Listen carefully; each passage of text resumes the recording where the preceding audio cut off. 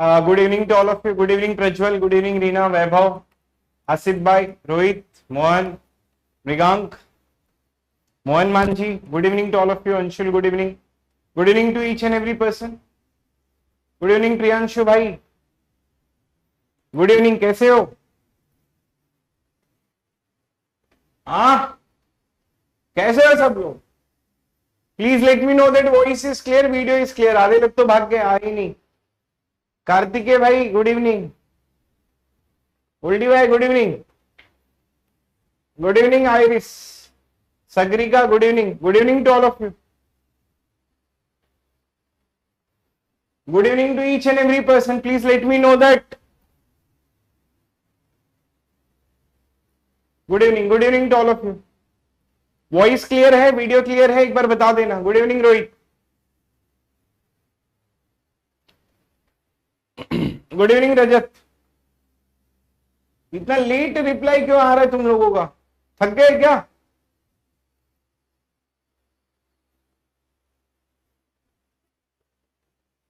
Good evening Mehul.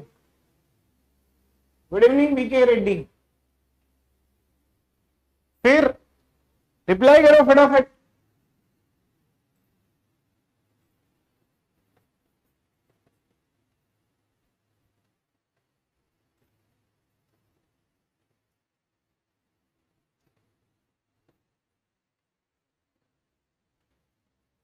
Good evening.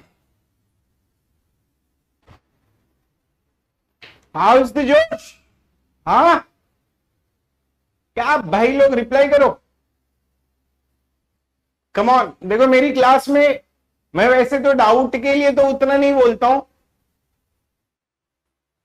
ठीक है. हाँ ठीक है, मतलब डाउट के लिए तुम पूछते तो नहीं, लेकिन मैं हमेशा चाहूंगा कि मेरी क्लास में रिप्लाई करते रहो तुम लोग. रिप्लाई चाहे वो दिल बना के करो, चाहे कैसे भी बना के करो, रिप्लाई करो. थक गए हो लग रहा है तुम लोग. थको मत, अभी तो बहुत लड़ाई लड़नी है. अभी तो शुरू हो रहा है तुम्हारा गेट का सारी, ठीक है, गेट की सारी चीजें. ये क्या हो रहा है भाई? बोलो यार, रिप्लाई नहीं कर रहे हो, क्या बात है? क्या हो गया है? थक गए क्या?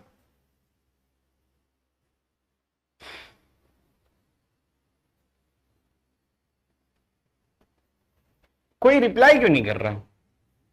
What is the problem? Problem is nothing.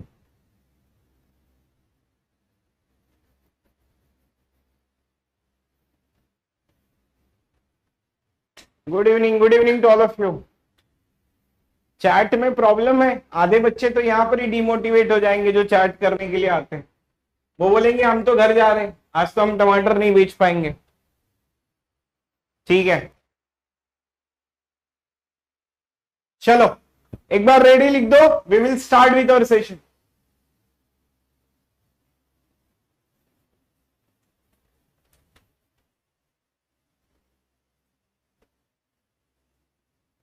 Right, ready तो दिख रहा है मेरे को.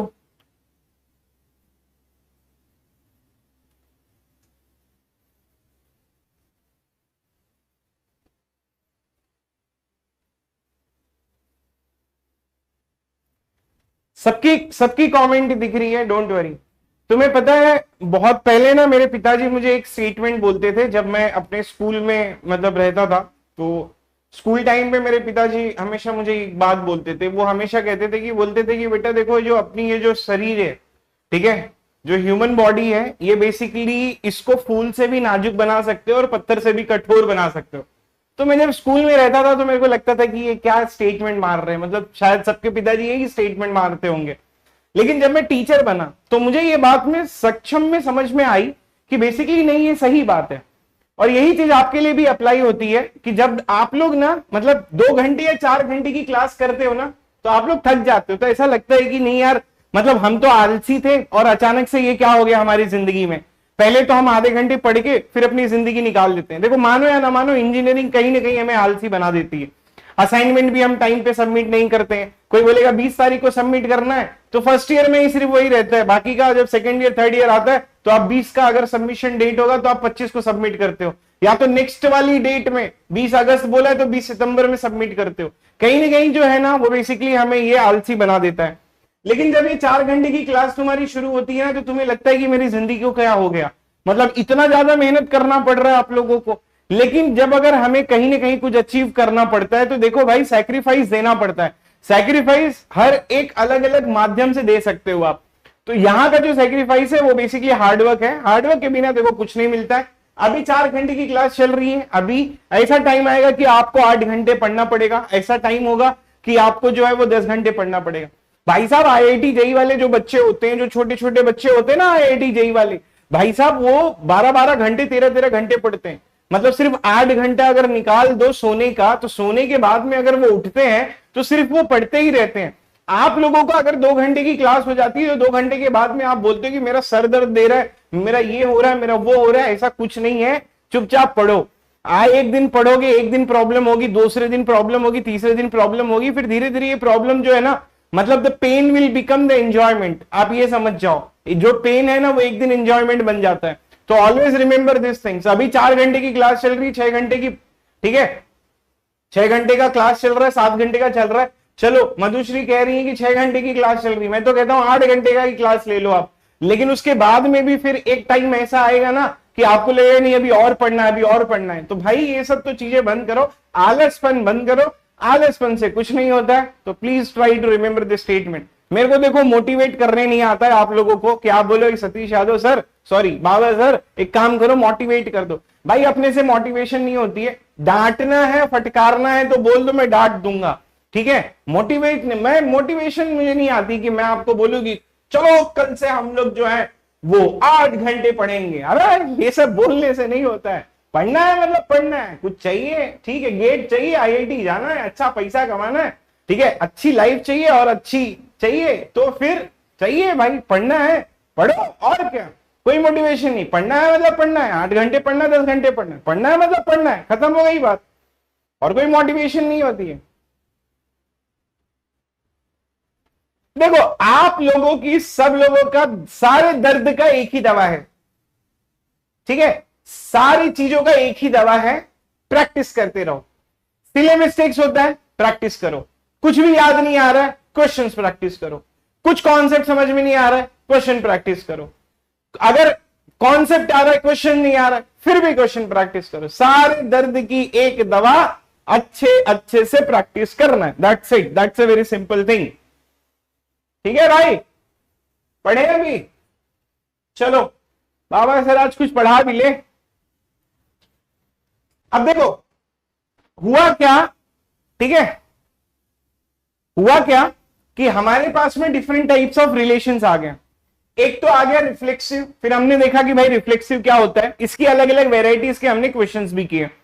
उसके बाद में फिर आता है हमारा इररिफ्लेक्सिव, फिर इररिफ्लेक्सिव भी देख लिया, इसके भी हम लोगों ने क्वेश्चंस कर लिए।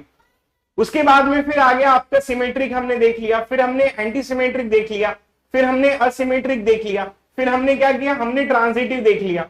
तो अब क्या हुआ, ये मैथमेटिशियन ने ये देखा कि चलो आप लोग रिलेशंस तो देख लिए, लेकिन what is the real time application of this, मतलब इसका क्या कुछ रियल टाइम एप्लीकेशन है या नहीं है, मतलब क्या इसे हम कहीं पर अप्लाई कर सकते हैं, नहीं कर सकते। तो मैथमेटिशियन ने क्या किया, they will try to club some of the relations. उन्होंने बोला कि काम करो रिफ्लेक्सिव और इररिफ्लेक्सिव ट्राई करके देखो कि क्या कुछ एप्लीकेशंस बनता है नहीं बनता है। आप एक काम करो रिफ्लेक्सिव और सिमेट्रिक ट्राई करके देखो कि कुछ आपका रियल टाइम एप्लीकेशन बनता ही नहीं बनता है। फिर एक काम करो रिफ्लेक्सिव सिमेट्रिक और असिमेट्रिक ट्राई करके देखो, रिफ्लेक्सिव सिमेट्रिक और ट्रांजिटिव ट्राई करके देखो। तो इसके हिसाब से they have come up with one concept and that is called as equivalence relation.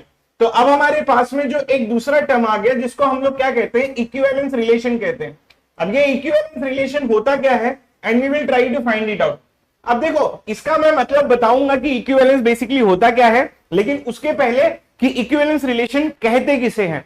अब कोई भी रिलेशन अगर वो रिफ्लेक्सिव हो, ठीक है, एक ही टाइम पे अगर वो रिफ्लेक्सिव है और एक ही टाइम पे अगर वो सिमेट्रिक भी है, ठीक है, और एक ही टाइम पे वो ट्रांजिटिव भी है, तो अगर हम लोग ये बोल सकते हैं कि भाई एक ही टाइम पे अगर वो रिफ्लेक्सिव है और एक ही टाइम पे अगर वो सिमेट्रिक है और एक ही टाइम पे अगर वो ट्रांजिटिव है, मतलब चाहे कोई भी रिलेशन ले लो। अब इस रिलेशन में हमें क्या होना चाहिए कि भाई एक ही टाइम पे वो रिफ्लेक्सिव भी होना चाहिए एक ही टाइम पे सिमेट्रिक भी होना चाहिए और एक ही टाइम पे ट्रांजिटिव भी होना चाहिए। तो आप ऐसा मत सोचो कि यहां पर और वाली कंडीशन है, आप ऐसा सोचो कि यहां पर एंड वाली कंडीशन है कि मतलब it should B reflexive, it should B symmetric and it should B transitive at the same point of time.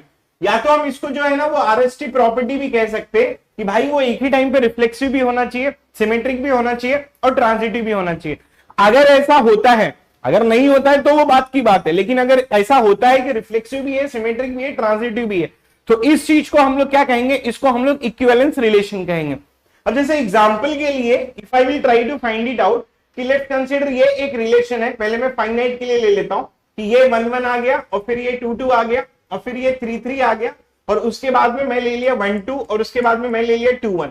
अब जैसे मैं अगर बोलूं कि भाई इसको मैं कैसे रिफ्लेक्सिव चेक करूंगा, तो आप रिफ्लेक्सिव के लिए बोलोगे कि सर देखो 1 1 2 2 3 3 मतलब आपका गोल्डन वाला ट्रायंगल आएगा तो ये रिफ्लेक्सिव होगा। उसके बाद में अगर हम सिमेट्रिक देखेंगे तो सिमेट्रिक को सेम एलिमेंट से कोई दिक्कत होती है क्या, कोई दिक्कत नहीं होती सिमेट्रिक को। फिर हम लोग जाएंगे और फिर चेक करेंगे कि सिमेट्रिक के लिए भाई देखो 1 2 और 2 1 आ गया, तो क्या ये सिमेट्रिक को अलाउ करेगा या नहीं करेगा, ये बिल्कुल सिमेट्रिक को अलाउ करेगा। अब ट्रांजिटिव की अगर बात करें तो ट्रांजिटिव में ये होगा कि अगर आपने 1 2 भी ले आया और फिर 2 1 भी ले आया तो 1 2 और 2 1 अगर दोनों आते हैं तो दोनों के सेम एलिमेंट होंगे, कहने का मतलब है कि 1 1 भी होगा, कहने का मतलब है 2 2 भी होगा। तब हम लोग बोल सकते हैं कि ये वाला जो स्टेटमेंट होगा, ये वाला जो रिलेशन होगा, वो एक ही टाइम पे क्या कर रहा है, वो एक ही टाइम पे आरएसटी की प्रॉपर्टी को सॉल्व कर रहा है, इसीलिए इसको हम लोग क्या करेंगे, इक्विवेलेंस रिलेशन बोलेंगे। तब हम लोग इजिली बोल सकते हैं कि ये वाली जो चीज है वो हमारी इक्विवेलेंस रिलेशन है। कंडीशन ये है कि हमारा जो सेट होगा that will B consisting of what, that will B consisting of 3 elements, मतलब उसमें 1 दिया हुआ है, 2 दिया हुआ है और 3 दिया हुआ है। क्या आप मुझे बता सकते हो ये इक्विवेलेंस रिलेशन है या नहीं है, या अगर मेरे चेक करने से पहले आप लोग, मेरे लिखने से पहले आप लोगों को आंसर पता होना चाहिए टाइम पे कि हाँ सर ये रिफ्लेक्सिव है, हाँ सर ये सिमेट्रिक भी है, हाँ सर ये ट्रांजिटिव भी है। तो अगर एक ही टाइम पे रिफ्लेक्सिव भी है, एक ही टाइम पे सिमेट्रिक भी है, एक ही टाइम पे ट्रांजिटिव भी है, तब इसको बोल सकते हैं कि ये जो होगा वो इक्विवेलेंस रिलेशन होगा। अब आपके दिमाग में ऐसे 100 सवाल आते होंगे कि सर आपने रिफ्लेक्सिव और सिमेट्रिक को ही क्यों ज्वाइन किया, आपने सिमेट्रिक और ट्रांजिटिव को कोई ज्वाइन नहीं किया, आप एंटी सिमेट्रिक आपने क्यों नहीं लिया। धीरे धीरे हम लोग आगे चल के सारी चीजें देखेंगे कि भाई रिफ्लेक्सिव और एंटी सिमेट्रिक और ट्रांजिटिव ज्वाइन करने पे हमको क्या मिलता है, लेकिन फिलहाल के लिए हमारा जो फोकस है वो सिर्फ इस पे ही है कि आरएसटी प्रॉपर्टी को अगर ये सेटिस्फाई कर रहा है तो होता क्या है। इस चीज को हम लोग इक्विवेलेंस रिलेशन कहते हैं। तो अब फिलहाल के लिए मैंने आप लोगों को सिर्फ और सिर्फ इक्विवेलेंस रिलेशन का डेफिनेशन दे दिया कि भाई इक्विवेलेंस रिलेशन है या नहीं है। अब देखो इसमें से कुछ बच्चे कह रहे हैं कि ये ट्रांजिटिव नहीं है, तो देखो ट्रांजिटिव क्यों नहीं है, पहले हम लोग क्या करेंगे, सारे एलिमेंट के लिए करेंगे। तो हमें एक चीज ये पता है कि हम लोग 1 1 2 2 और 3 3 ट्रांजिटिव के लिए देखो कोई प्रॉब्लम नहीं होती है, सेम एलिमेंट अगर आएगा तो ट्रांजिटिव के लिए कोई इश्यूज नहीं होता है। 1 1 2 2 3 3 ये कोई प्रॉब्लम क्रिएट नहीं करेगा। लेकिन अगर 1 2 भी आता है और 2 1 भी आता है, अगर 1 2 भी आता है और 2 1 भी आता है, इसको आप क्या कर सकते हो प्रज्वल भाई मालूम है, इसको ना आप डायग्राम से भी चेक कर सकते हो।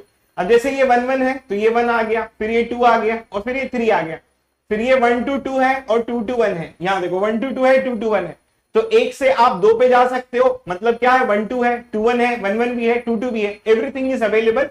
तब हम लोग इसको बोल सकते हैं कि ये ट्रांजिटिव भी है। तो आई होप इस टाइम पे आप लोगों को समझ में आ गया होगा कि ये वाली जो चीज है वो ट्रांजिटिव है। इतना समझ में आ, सिर्फ अभी तक मैंने क्या किया, डेफिनेशन दिया है। बोलो फटाफट ब्रो, ठीक है। अरे बोलते जाओ यार, यस नो दिल बनाते जाओ। कहां भूल गए तुम लोग दिल बनाना, दिल वापस बनाना सीख लो।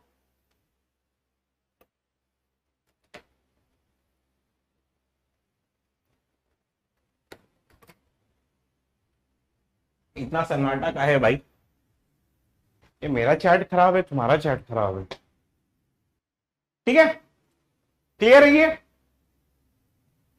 ठीक है। तो आई थिंक आप लोगों को ये समझ में आ गया होगा। So now I will take another type of example.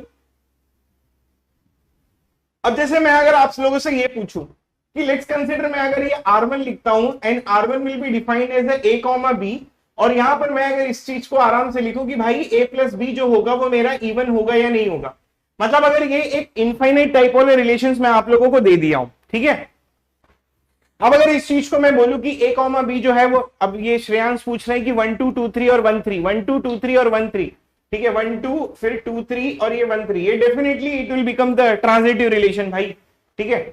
अब R1 में a कॉमा b दिया है और ये कंडीशन दिया है कि a प्लस बी मेरा इवन होगा ही नहीं होगा, मेरी मेरा जो रिप्रेजेंटेटिव है वो बेसिकली ए कॉमा बी दिया हुआ है, और जो मेरी कंडीशन है वो बेसिकली ए प्लस बी दिया हुआ है। तो मुझे क्या करना है, मुझे यहां पर चेक करना है कि आरएसटी प्रॉपर्टी है सेटिस्फाई करता है नहीं करता है। तो अब हम लोग ना रिफ्लेक्सिव के लिए जाएंगे। तो रिफ्लेक्सिव की कंडीशन क्या है कि कभी भी ए रिलेट करेगा ए के साथ में। अब ये ए रिलेट करेगा ए के साथ में, कंडीशन क्या दिया हुआ है, कंडीशन दिया हुआ है कि ए प्लस बी जो होना चाहिए वो आपका क्या होना चाहिए, इवन होना चाहिए। तो मैं डेफिनेटली ले सकता हूं कि 2a it is going to be even. और ये सारे इंटीजर्स, मतलब दुनिया के ये सारे इंटीजर्स, आपको एक बात ये भी पता होगा कि जब कभी भी हम लोग किसी भी इंटीजर में अगर 2 से मल्टीप्लाई करते हैं तो वो हमेशा हमको इंटीजर ही मिलता है। बेसिकली अगर इसको और भी डिटेल में मैं बोलूं, अगर आप किसी भी इंटीजर में 2 से मल्टीप्लाई करोगे तो आपको वो हमेशा इवन नंबर ही मिलेगा। तो अब ये 2a आ गया है, तो अब ये e को अगर मैं कोई भी इंटीजर लिखूं, अब जैसे ये मेरा सेट है वो बेसिकली है सेट ऑफ इंटीजर्स, तो 2a में अगर मल्टीप्लाई करूंगा तो ये डेफिनेटली ये कंडीशन को सेटिस्फाई करेगा। अगर ये कंडीशन को सेटिस्फाई करेगा तो 100% it will become the reflexive. अब जो दूसरी कंडीशन है, मेरे को सिमेट्री के लिए चेक करना है। सिमेट्री के लिए अगर मुझे चेक करना होगा तो मुझे लॉजिक बनाना पड़ेगा। अब ये लॉजिक क्या कहता है कि a is related to b and then it will implies कि b should be related to a। अब कहने का मतलब ये हो गया कि a रिलेट कर रहा है b के साथ में और फिर b रिलेट कर रहा है a के साथ में। तो इसकी कंडीशन क्या है, इसकी कंडीशन है कि जब जब कभी भी a प्लस बी अगर आपका इवन होगा तो डेफिनेटली क्या होगा कि b प्लस ए भी आपका क्या हो जाएगा, ये इवन हो जाएगा। कहने का मतलब है कि अगर मैं इसको इंग्लिश में लिख के दिखाऊं या हिंदी में लिख के दिखाऊं तो मैं ऐसा बोलूंगा कि if a plus b it is going to be even then 100% b plus a will always be going to be even. Definitely ये वाली जो चीज होगी वो आपकी क्या करेगी, सेटिस्फाई करेगी करेगी। एग्जाम्पल ले सकते हैं हम लोग इसका। अब जैसे एग्जाम्पल के लिए मैं लिखूं कि 0,4 अगर वो r से बिलोंग करेगा तो डेफिनेटली हम लोग बोल सकते हैं कि 4,0 जो होगा वो डेफिनेटली r से बिलोंग करेगा। क्यों ऐसा करेगा, क्योंकि जब कभी भी मैं लिखूंगा कि 0 प्लस 4 मेरा इवन होगा तो definitely it will always be satisfying कि 4 plus 0 that will also be going to be a even. तो जब जब कभी भी मेरा 0 प्लस 4 इवन होगा 100% 4 और 0 भी इवन होगा।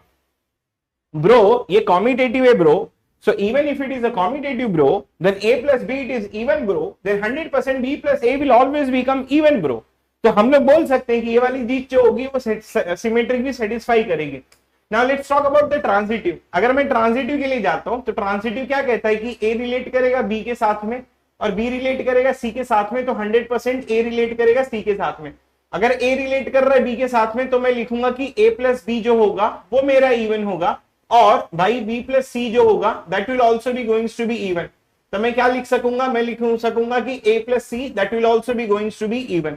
तो इसका हम लोग एक एग्जांपल ले लेते हैं। अब जैसे मैंने लिया कि 0 और 4 जो होगा that belongs to r and 4 and 6 that also belongs to r। कहने का मतलब ये है कि भाई 0 प्लस 4 जो आना चाहिए वो मेरा इवन आएगा, and at the same time I can say that कि 4 प्लस 6 जो होगा वो भी मेरा इवन होगा। तो definitely I can say that कि भाई मेरा 0 प्लस 6 जो होगा वो भी हमेशा इवन होगा। या तो एक कंडीशन आप इसके हिसाब से ले सकते हो, या तो आप दूसरी कंडीशन जो ऐसा ले सकते हो कि भाई मेरा 1 और 3 इनका एडिशन जो होगा, देखो या तो दोनों इवन नंबर आएंगे या तो दोनों ऑड नंबर आएंगे, ठीक है। तो 1 और 3 मेरा इवन होता है, ठीक उसी टाइम पे मैं लिख सकता हूं कि 3 और 5 भी जो होगा वो मेरा इवन होगा, और फिर उसके बाद में हम लोग लिख सकते हैं कि 1 और 5 जो होगा वो भी मेरा इवन होगा। तो डेफिनेटली ब्रो मैं बोल सकता हूं कि ये जो चीज होगी ना वो एक ट्रांजिटिव होगी, ठीक है। तो it will become a transitive, it will become the reflexive, it will become the symmetric. तो कहने का मतलब ये है कि ये वाला जो रिलेशन है वो एक क्या है, इक्विवेलेंस रिलेशन है। क्या ये बात आपको समझ में आई या फिर नहीं है? Can you tell me that? बोलो बोलो फटाफट। आज पहली बार मैं तुम लोगों को बोल रहा हूं चैट करो यार, फटाफट करो। उसमें भी तुम लोग नहीं करना है। अरे यार ये मेरे बच्चे लोग ना, ये कर दो यार रिप्लाई, थक गए। कोवाई क्या, कौन सा था वो? अनिकेत भाई 1,2 नहीं ले सकते हम लोग। 1,2 के लिए फर्स्ट वाली कंडीशन आपकी फॉल्स आएगी। अब देखो कुछ बच्चों को यहां पे डाउट आ गया है, अब वो 1,2 क्यों नहीं आएगा, तो उसके लिए मैं फिर से वो डैम वाला एग्जांपल लूंगा। अब ये जो आपका डैम है, यहाँ पर जो वाटर मॉलिक्यूल है वो किसके फॉर्मेट में है, Z कॉमा Z के फॉर्मेट में है। तो अब यहाँ पर आएगा कि 1,1 है, फिर आएगा यहाँ पर 1,2। तो एक्चुअली ये Z कॉमा Z में क्या होता है, सारी चीजें अवेलेबल होती हैं। फिर उसके बाद में क्या है कि 1,3 है, फिर उसके बाद में क्या है 0,3 है, फिर 0,0 है। तो यहाँ पे सारी चीजें अवेलेबल है। अब मेरी कंडीशन क्या है, मेरी कंडीशन है कि a प्लस बी जो होना चाहिए वो मेरा क्या होना चाहिए, इवन होना चाहिए। तो हम लोग कहाँ चेक करते हैं, हम लोग Z क्रॉस Z में चेक करते हैं, ठीक है। नहीं, हम लोग Z क्रॉस Z में नहीं चेक करते, हम लोग क्या करते हैं, हम लोग ने ये रिजल्ट में चेक करते हैं। अब जैसे ये मेरा रिजल्ट है, तो इस रिजल्ट में क्या होगा, 1,1 आएगा, तो एक और एक इवन होता है, तो वे बेसिकली आ जाएगा आंसर में 1,2। अब ये बोलेगा कि भाई मुझे भी आना है, तो वो बोलेगा कि पास दिखा, बोलेगा पासवर्ड क्या है, तो बोलेगा बाबा सर, बोलेगा नहीं, तब नहीं आ सकता। 1 + 2 it is going to be even, तो ये बोलेगा भाई 1 + 2 तेरा इवन है ही नहीं है, तो एक काम कर तू इधर ही रहे, तो 1 + 2 जो है ना वो पास ही नहीं होगा। समझ में आया, तो रिजल्ट में हमको 1,2 नहीं मिलेगा भाई, अनिकेत भाई समझ में आ गया। तो हमको कहाँ चेक करना होता है, मैंने आपको हमेशा से बताया कि हमको जो है ना वो बेसिकली रिजल्ट में चेक करना होता है। तो अगर आपका रिजल्ट जो है, ठीक है, रिजल्ट में एलिमेंट आते हैं तो ठीक है, अगर नहीं आते हैं तो हम लोग इसमें हम लोग केयर भी नहीं करते कि भाई इसमें तो दुनिया भर का ऑर्डर पेयर रखा हुआ है, तो हम लोग इसमें तो केयर नहीं करते। हम लोग केयर कहाँ करते हैं, हम लोग केयर करते हैं रिजल्ट में अपने, कि भाई ये रिजल्ट में आ रहा है एलिमेंट क्या नहीं आ रहा है, ठीक है। तो हमारा अगर इक्विवेलेंस रिलेशन हमें चेक करना होगा, तो ये इक्विवेलेंस रिलेशन हम लोग यहां पर चेक करेंगे, ठीक है। अब जैसे एग्जांपल के लिए यहां पर अगर देखोगे तो 1,3 प्रेजेंट होगा और 3,5 भी प्रेजेंट होगा, और ध्यान से देखोगे तो 1,5 भी प्रेजेंट होगा। तो इस तरीके की चीजों के लिए हम बोल सकते हैं कि ये ट्रांजिटिव होगा। ये ऑलरेडी हम लोगों ने चेक कर लिया है कि ये आपका रिफ्लेक्सिव भी है, ये आपका सिमेट्रिक भी है, और ये आपका ट्रांजिटिव भी है। अब हम लोग एक और एग्जांपल ले लेते हैं, लेट्स कंसीडर कि ये, अब मैं अगर R2 ले लूं, तो R2 में मैं लिखता हूं कि a, b जो होगा, where a is congruent to b and let's consider it is mod n, ठीक है। अब जैसे ये एक एग्जांपल है, तो instead of taking mod n मैं क्या करता हूं, मैं यहां पर मॉड 4 ले लेता हूं। ये चीज का जिक्र जो है मैंने आप लोगों को ग्राफ थ्योरी में किया था, तो इसमें मैंने आप लोगों को ये बताया था कि ये रिलेशन जो है वो बेसिकली हम लोग कब लिखते हैं, जब कभी भी a, b are having same remainder, ठीक है, are having same remainder with respect to n, are having same remainder, ठीक है, are having same remainder with respect to 4, with respect to 4। मतलब जब कभी कभी a और b का रिमाइंडर जो होगा वो 4 के हिसाब से सेम होगा, तब हम लोग इस चीज को लिख सकते हैं कि a, b एक दूसरे के साथ में रिलेट करेगा। जैसे एग्जाम्पल के लिए मैं अगर लिखूं कि 0,4 जो होगा वो रिलेशन में बिलोंग करेगा। क्यों रिलेशन में बिलोंग करेगा, क्योंकि 0,4 एंड इन दोनों का रिमाइंडर जो होगा वो विथ रिस्पेक्ट टू 4 जो होगा वो सही होगा। ठीक उसी तरीके से मैं लिखूंगा कि 1,5 जो होगा वो भी रिलेशन में बिलोंग करेगा।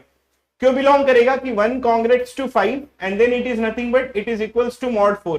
इसका मतलब ये है कि इसका जो रिमाइंडर 4 से डिवाइड करने के बाद जो आएगा वही रिमाइंडर इसका भी आएगा, इसीलिए 1 congruent to 5 and then it will become mod 4। तो ये वाला भी आपका रिलेशन में आएगा और ये वाला भी रिलेशन में आएगा। अब जैसे एग्जांपल के लिए मैं लिखूं कि 0,3 जो होगा that does not belongs to relation R। अब मैं अगर आपसे पूछूं कि व्हाई इट इज नॉट,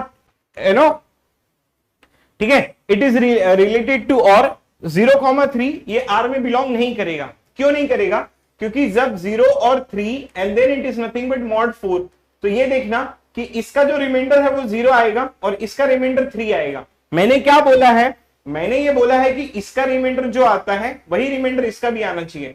तो 0 is not congruent to 3 mod n। अब हमको रिलेशन क्लियर है कि रिलेशन में हमको करना क्या है। अब हमें रिफ्लेक्सिव पढ़ना है, सिमेट्रिक पढ़ना है और ट्रांजिटिव पढ़ना है। अब पहले हम लोग जाएंगे और चेक करेंगे रिफ्लेक्सिव के लिए। रिफ्लेक्सिव की हमारी कंडीशंस क्या आती है, रिफ्लेक्सिव के लिए हमारी कंडीशंस आती है कि a जो होता है वो खुद a के साथ में रिलेट करता है। कहने का मतलब है कि a is congruent to a and then that is nothing but mod 4। कहने का मतलब है कि इसका जो रिमाइंडर आएगा वही रिमाइंडर इसका भी आएगा जब हम 4 से डिवाइड करेंगे, तो ये हमेशा रिफ्लेक्सिव होगा। अब हम लोग सिमेट्रिक के लिए बात करते हैं। तो सिमेट्रिक की कंडीशन क्या है कि a रिलेट करता है b के साथ में, तब ये इंप्लाई करता है कि b रिलेट करेगा a के साथ में।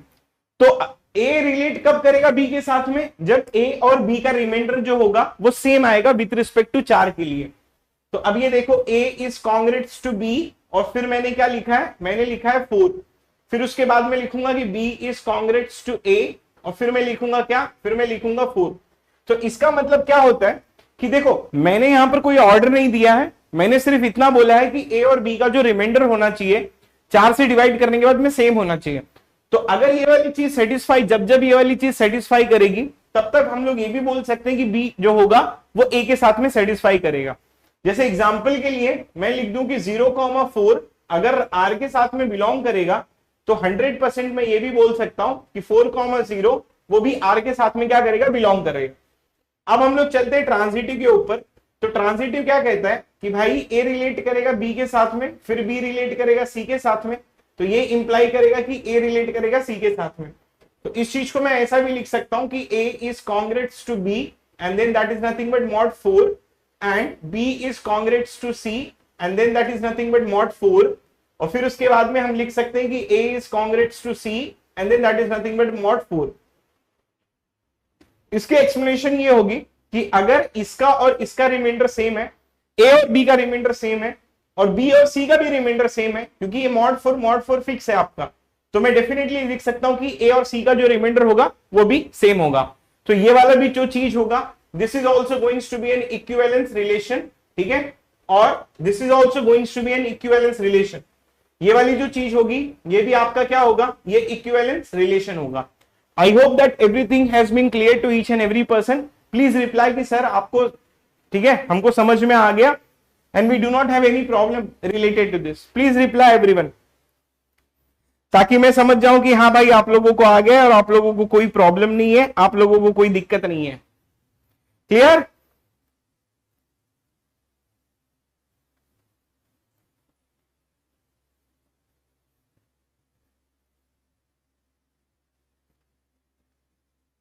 ठीक है यार, तुम लोगों का रिप्लाई नहीं आ रहा है, मेरे को सच में बिल्कुल अच्छा नहीं लग रहा है।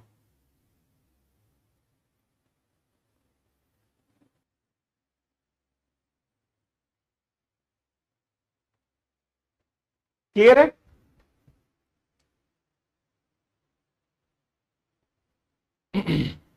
ओके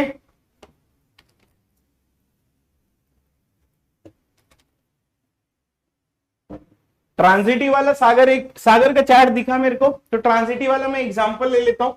अब ये ट्रांजिटिव वाला, इसके लिए मैं क्या कहूंगा, इसके लिए मैं ऐसा कहूंगा जैसे कि देखो, जब आपका 0,4 जो है वो आर से बिलोंग करेगा और 4,8 जो है वो भी आर से बिलोंग करेगा, तब मैं लिख सकता हूं कि 0,8 जो है वो बेसिकली आर से बिलोंग करेगा। कहने का मतलब ये है कि देखो 0 और 4 का जो रिमाइंडर है वो बेसिकली सेम होगा, और 4 और 8 का भी रिमाइंडर जो होगा जब आप 4 से डिवाइड करोगे, देखो इन दोनों का भी रिमाइंडर 0 आएगा और इन दोनों का भी रिमाइंडर 0 आएगा, तो इन दोनों का भी रिमाइंडर 0 आएगा।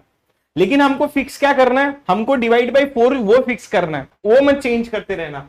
अब जैसे एग्जांपल के लिए 0 is congruent to 4 and then it will become mod 4, and 4 is congruous to 8 and then it will become mod 4, and then it will be implying कि 0 is congruous to 8 and then it will become mod 4। तो ये जो mod 4 होना चाहिए ना, ये basically आपका क्या होना चाहिए, it has to be fixed।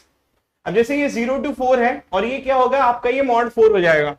तो if you will try to find it out कि 0 is congruous to 4 and then mod 4 and 4 is congruous to 8। अब ये देखना कि इसका जो रिमाइंडर निकल के आएगा वो क्या आएगा, 0 आएगा, इसका जो रिमाइंडर आएगा वो भी क्या आएगा, 0 आएगा, तो इसका भी जो रिमाइंडर आएगा वो भी आपका 0 ही आएगा जब आप 4 से डिवाइड करोगे।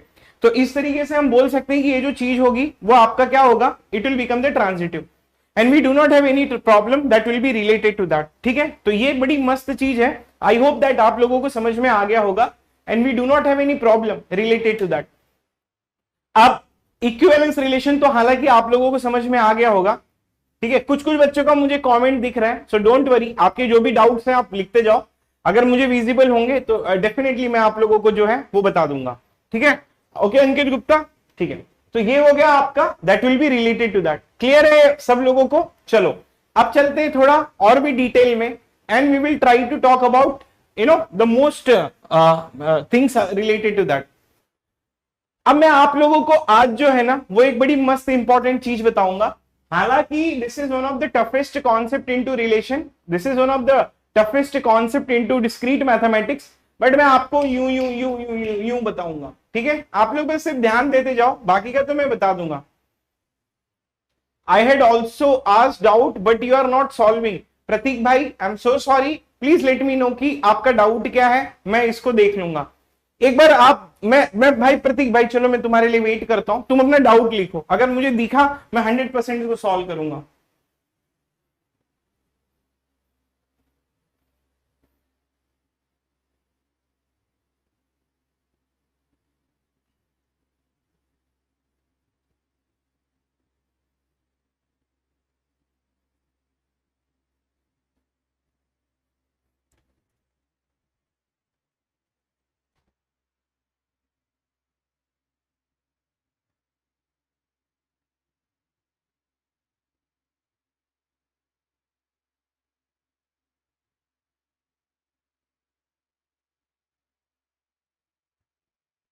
ठीक है,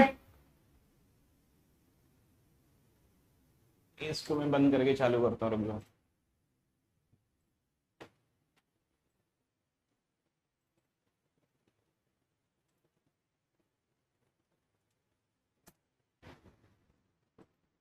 यहाँ सब लोग देखते हैं मेरी आंखों में, यह जो तू समझे तो होती है समझ। अभी आ गया क्या?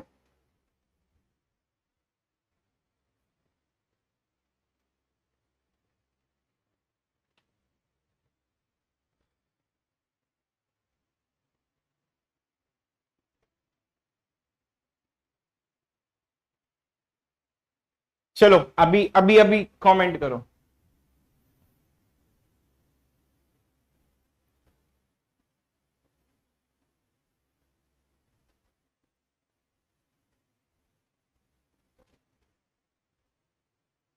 चलो, अरबाज खान का कोई तो एक दिल आया। चलो भाई अरबाज खान आ गया। श्रेयांश कमेंट।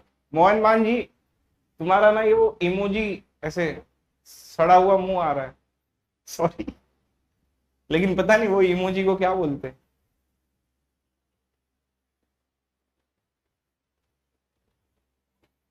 हाँ आशीष दिख रहा है, दिख रहा है, चैट दिख रहा है। हाँ आशीष दिखा।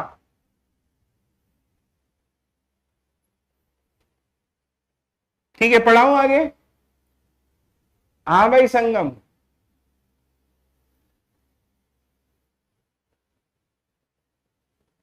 हाँ गोल्डी भाई का चैट है, गोल्डी भाई का।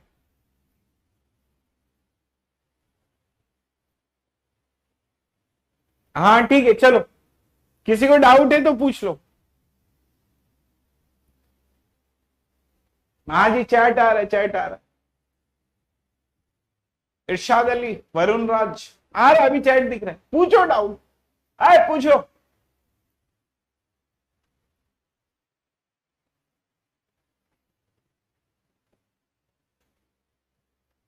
ओ थैंक यू युवराज भाई।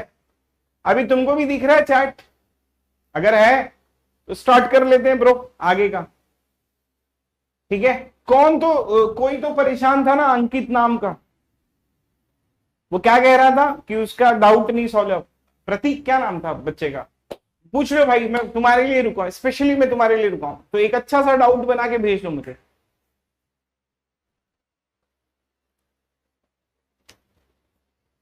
प्रिया मेरे को नहीं दिख रहा है अभी, तो सबको सब ये दिख रहा है, चैट दिख रहा है पूरा।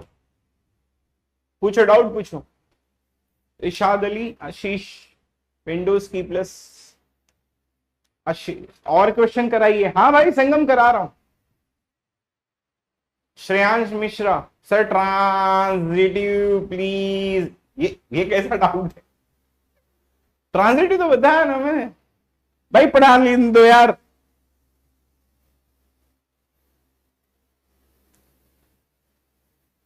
चलो चालू करें।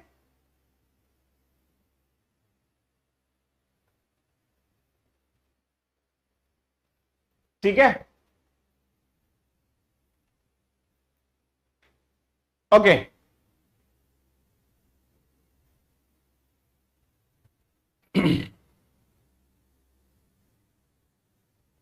Shall we start?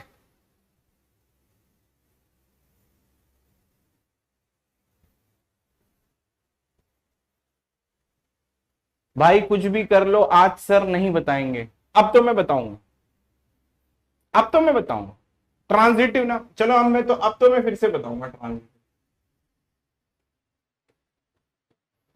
ऐसे कैसे बोल दिया सर नहीं बताएंगे? सर तो सारी चीज बताते हैं ब्रो। ये देखना, ए कॉमा बी बिलोंग करता है आर में और बी कॉमा सी बिलोंग करता है आर में, तब ये इंप्लाई करेगा ए कॉमा सी बिलोंग करेगा आर में। पूछो क्या पूछना है, पूछो। एक रिलेशन ले लेता हूं 1,2 का। अब ये 1,2 ट्रांजिटिव है या नहीं है? ठीक है, अब ये 1,2 ट्रांजिटिव है या नहीं है? मैंने क्या बोला था, आपको कुछ नहीं करना है, आपको क्या करना है, इसमें रूल में रख दो। अब आपने रूल में रख दिया 1,2 बिलोंग कर रहा है आर में। अब आप बोलोगे बी कॉमा सी है, कुछ भी नहीं है, तो ये स्टेटमेंट फॉल्स हो जाएगा। अब ये लेफ्ट साइड का फॉल्स हो जाएगा। फॉल्स अगर किसी चीज को इंप्लाई करेगा तो ये स्टेटमेंट आपका ट्रू हो जाएगा। तो ये 1,2 आपका ट्रांजिटिव है। सागर कुमार कह रहे हैं 1,2 और 2,1। ठीक है, अब चलो 1,2 और 2,1 के बारे में बात कर लेते हैं। अब जैसे ये 1,2 ले लिया और फिर मैंने 2,1 ले लिया। अब जैसे एग्जाम्पल के लिए मैं क्या करूंगा, यहां पर मैं लिखूंगा कि भाई ए कॉमा बी बिलोंग करता है आर में, और फिर क्या करता है बी कॉमा सी बिलोंग करता है आर में। तब आप लिखोगे कि ए कॉमा सी बिलोंग करता है आर में। तब आपको क्या करना है मालूम है, देखो आंसर भी बता रहे हो और पूछते भी हो। अब ये ए कॉमा बी, अब ये 1,2 जो है वो आर में बिलोंग करेगा, फिर 2,1 जो है वो भी आर में बिलोंग करेगा। तो क्या 1,1 जो है वो आर में बिलोंग कर रहा है? ये स्टेटमेंट आपका फॉल्स हो जाएगा। अब इसमें 1,1 बिलोंग नहीं कर रहा है, इसलिए ये ट्रांजिटिव नहीं हुआ। सीधी सी बात है, तो ये ट्रांजिटिव नहीं हुआ, ये ट्रांजिटिव हो गया।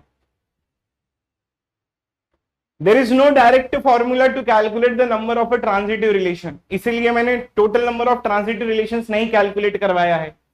फाइनाइट के लिए अगर 2-3 छोटे छोटे हैं, जैसे सेट आपका 1 एलिमेंट का है, 2 एलिमेंट का है, 3 एलिमेंट का है, तो मैन्युअली कैलकुलेट कर सकते हैं। ट्रांजिटिव रिलेशंस के लिए there is no direct formula. Clear? Okay, हो गया सब लोगों का प्रॉब्लम क्लियर? अब मैं आगे बढ़ूं, कुछ मैं अब अच्छा पढ़ाऊं। फटाफट लिखो, जब तक चैट चल रही है लिख दो।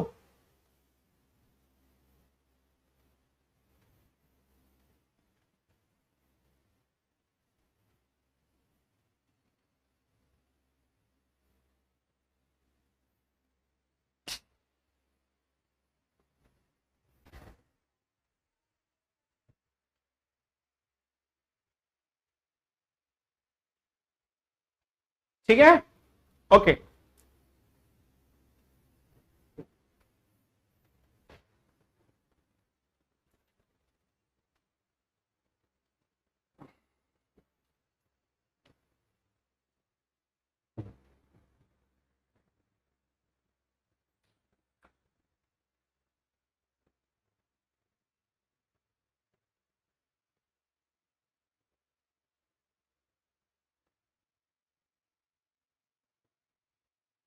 आशीष भाई, तेरे को कुछ सुनना है?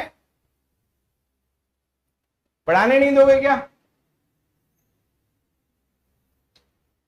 एक काम करो, कोई कोई कमेंट मत करो, अब नहीं चाहिए तुम्हारा कमेंट। प्यार से मैं पूछ रहा था, प्यार से मैंने बोला कि तुम्हारे कमेंट चाहिए मेरे को, तो तुम लोग क्या करने लगे? ठीक है, लेकिन अब मैं चैट नहीं देखूंगा, नहीं चाहिए तुम्हारा चैट। अब मैं जा रहा हूं पढ़ाने। ठीक है, जो अच्छे बच्चे हैं वो ध्यान दे। बाकी का जो ये मूवी वूवी के बारे में पूछ रहे हैं, भाई साहब थोड़ा सा दूर रहो। ठीक है, अब नहीं चाहिए चैट।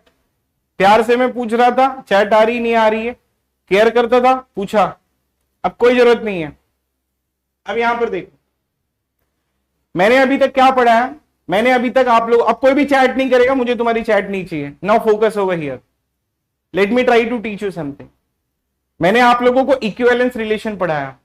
मैंने आप लोगों को ये इक्विवेलेंस रिलेशन में मैंने आप लोगों को ये बताया कि जब कभी भी कोई भी चीज, कोई भी रिलेशन आपका इक्विवेलेंस रिलेशन होगा, जब वो 3 प्रॉपर्टी को सेटिस्फाई करेगा, जब वो रिफ्लेक्सिव भी होता है, ठीक है, और जब वो सिमेट्रिक भी होता है, और जब वो ट्रांजिटिव भी होता है। तो ये तीनों प्रॉपर्टी अगर एक ही टाइम पे सेटिस्फाई करती है तो इस चीज को हम लोग इक्विवेलेंस रिलेशन कहते हैं। मैंने 2 एग्जाम्पल लिए और 2 एग्जाम्पल में मैंने आपको भली भांति बताया कि इक्विवेलेंस रिलेशन हम किसे कहते हैं। अब मैं आपको एक स्टेटमेंट देने जा रहा हूं, इसका मतलब क्या है जरा ध्यान देना। जब कभी भी इक्विवेलेंस रिलेशन होता है, ठीक है, जब कभी भी हमारे पास में, अब यहां से मैं थोड़ा सा सीरियस पढ़ा रहा हूं तो ध्यान दो, जब कभी भी आपका इक्विवेलेंस रिलेशन होता है तो ये equivalence relation it creates partitions on a set, it creates partitions on a set, partition on a set, ठीक है, it creates partition on a set. अब मैं आपको बताता हूं कि इसका मतलब क्या होता है। अब जैसे मैं आप लोगों को फर्स्ट क्लास से बताते जा रहा हूं कि जैसे एग्जाम्पल के लिए सबसे पहले हम लोग क्या लेते हैं, सेट लेते हैं। तो एग्जाम्पल के लिए मैंने सेट ले लिया Z, या तो अगर मैं फाइनाइट के लिए लेता हूं तो फाइनाइट के लिए मैंने ले लिया A।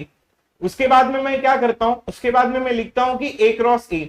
अब इस A क्रॉस A को हम लोग क्या करते हैं, ये एक कंडीशंस के थ्रू पास करते हैं और ये जो हमारा क्या होता है, ये हमारा रिजल्ट होता है। और हम लोग जो चेक करते हैं तो वो बेसिकली कहां पर चेक करते हैं, वो बेसिकली हम ये रिजल्ट में चेक करते हैं। तो अब इस रिजल्ट में मैंने क्या चेक किया, इस रिजल्ट में मैंने चेक किया कि भाई चेक इक्विवेलेंस रिलेशन है या नहीं है। तो अब अगर ये इक्विवेलेंस रिलेशन किस में हम चेक करते हैं, इक्विवेलेंस रिलेशन जो है वो बेसिकली हमेशा हम लोग रिजल्ट में चेक करते हैं। अब अगर ये रिजल्ट हमारा इक्विवेलेंस रिलेशन आता है, आप इसे रिजल्ट कह लो या मैं फर्स्ट क्लास से इसे लिखते जा रहा हूं कि ये हमारा ही रिलेशन होता है जो बेसिकली सबसेट होता है cross product of two sets. तो मेरा ये जो स्टेटमेंट है ऊपर वाला, वो ऊपर वाला स्टेटमेंट पहले पढ़ते हैं, equivalence relation creates a partition on a set. अब मैं आप लोगों को इसमें दो चीजें हाईलाइट करवाता हूं। पहला मैंने हाईलाइट करवाया है कि इक्विवेलेंस रिलेशन किसे कहते हैं। ये वाली हमने चेक, ये वाली जो रिलेशन थी इसको हमने चेक किया कि क्या ये इक्विवेलेंस रिलेशन आ रहा है या नहीं आ रहा है। तो हमने इसमें कौन सी प्रॉपर्टी चेक करेंगे, इसमें हम लोगों ने आरएसटी प्रॉपर्टी चेक किया और ये वाला जो रिलेशन है वो आपका इक्विवेलेंस रिलेशन है। ये हमने भली बात इसको कंफर्म कर दिया कि ये वाला जो होगा वो आपका इक्विवेलेंस रिलेशन होगा। अब उसके बाद में क्या कह रहा कि equivalence relation creates partition, partition के ऊपर ध्यान नहीं देते, अब चलते हैं सेट के ऊपर। तो यहां पर अगर आप देखोगे तो ये वाला जो सेट है ये हमारा सेट है, बल्कि ये जो है वो क्रॉस प्रोडक्ट है। तो मैं जो स्टेटमेंट लिखा कि इक्विवेलेंस रिलेशन वो कहां पर है, इक्विवेलेंस रिलेशन जो है वो बेसिकली यहां पर है, इट क्रिएट्स पार्टीशन, पार्टीशन को ध्यान नहीं देंगे, सेट के ऊपर ध्यान देते हैं। तो अब हमारा कॉन्सेप्ट क्या है कि जब जब ये वाला जो चीज है अगर ये इक्विवेलेंस रिलेशन होगा तो ये क्या करता है मालूम है, ये वाला ना ये सेट के ऊपर क्या करता है, इट क्रिएट्स पार्टीशन। अब ये क्या क्रिएट करता है, पार्टीशन करता है। अब जैसे सेट में कैसे, सेट का एलिमेंट हम कैसे लिखते हैं, अब जैसे एग्जांपल के लिए हम लोग जो है वो सेट का एलिमेंट इस तरीके से लिखते हैं। तो जब आप पार्टीशंस क्रिएट करोगे तो पार्टीशंस कैसे क्रिएट करोगे, पार्टीशंस क्रिएट करने का मतलब होता है कि कुछ एलिमेंट को एक साथ में लिख दो, कुछ एलिमेंट को ग्रुप में लिख दो। जब वो ग्रुप में लिखा जाता है तो उसी को पार्टीशन कहते हैं। तो अब आप लोगों को भली भांति पता होगा कि इक्विवेलेंस रिलेशन हम लोगों ने देख लिया, हम लोगों ने सेट देख लिया। अब जो हमारी प्रॉब्लम आ रही है वो पार्टीशंस को लेके आ रही है। तो सबसे पहले हम लोग पार्टीशन समझ लेते हैं कि पार्टीशंस क्या है। अब जैसे मेरे पास में एक सेट है, इस सेट में मैंने लिखा है कि एलिमेंट 1, एलिमेंट 2, एलिमेंट 3 और एलिमेंट 4।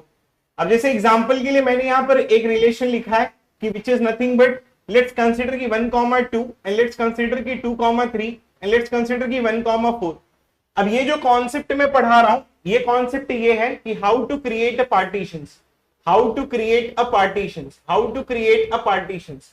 तो इसमें पार्टीशंस क्रिएट करने का मतलब ये होता है कि जब कभी भी A, B बिलोंग करेगा रिलेशन R में, या फिर अगर A रिलेट करता है B के साथ में, तब हम लोग ये बोलेंगे कि A और B का जो ग्रुपिंग होगा वो एक साथ में होगा। मतलब A, B will go in same set और will go in same partition और will go in one partition. इसको हम ऐसा कर सकते हैं कि हम लोग क्या कर सकते हैं कि A, B को एक ही पार्टीशन में रख सकते हैं। तो A, B को एक पार्टीशन में हम लोग कब रखेंगे, जब A जो है वो B के साथ में रिलेट करेगा।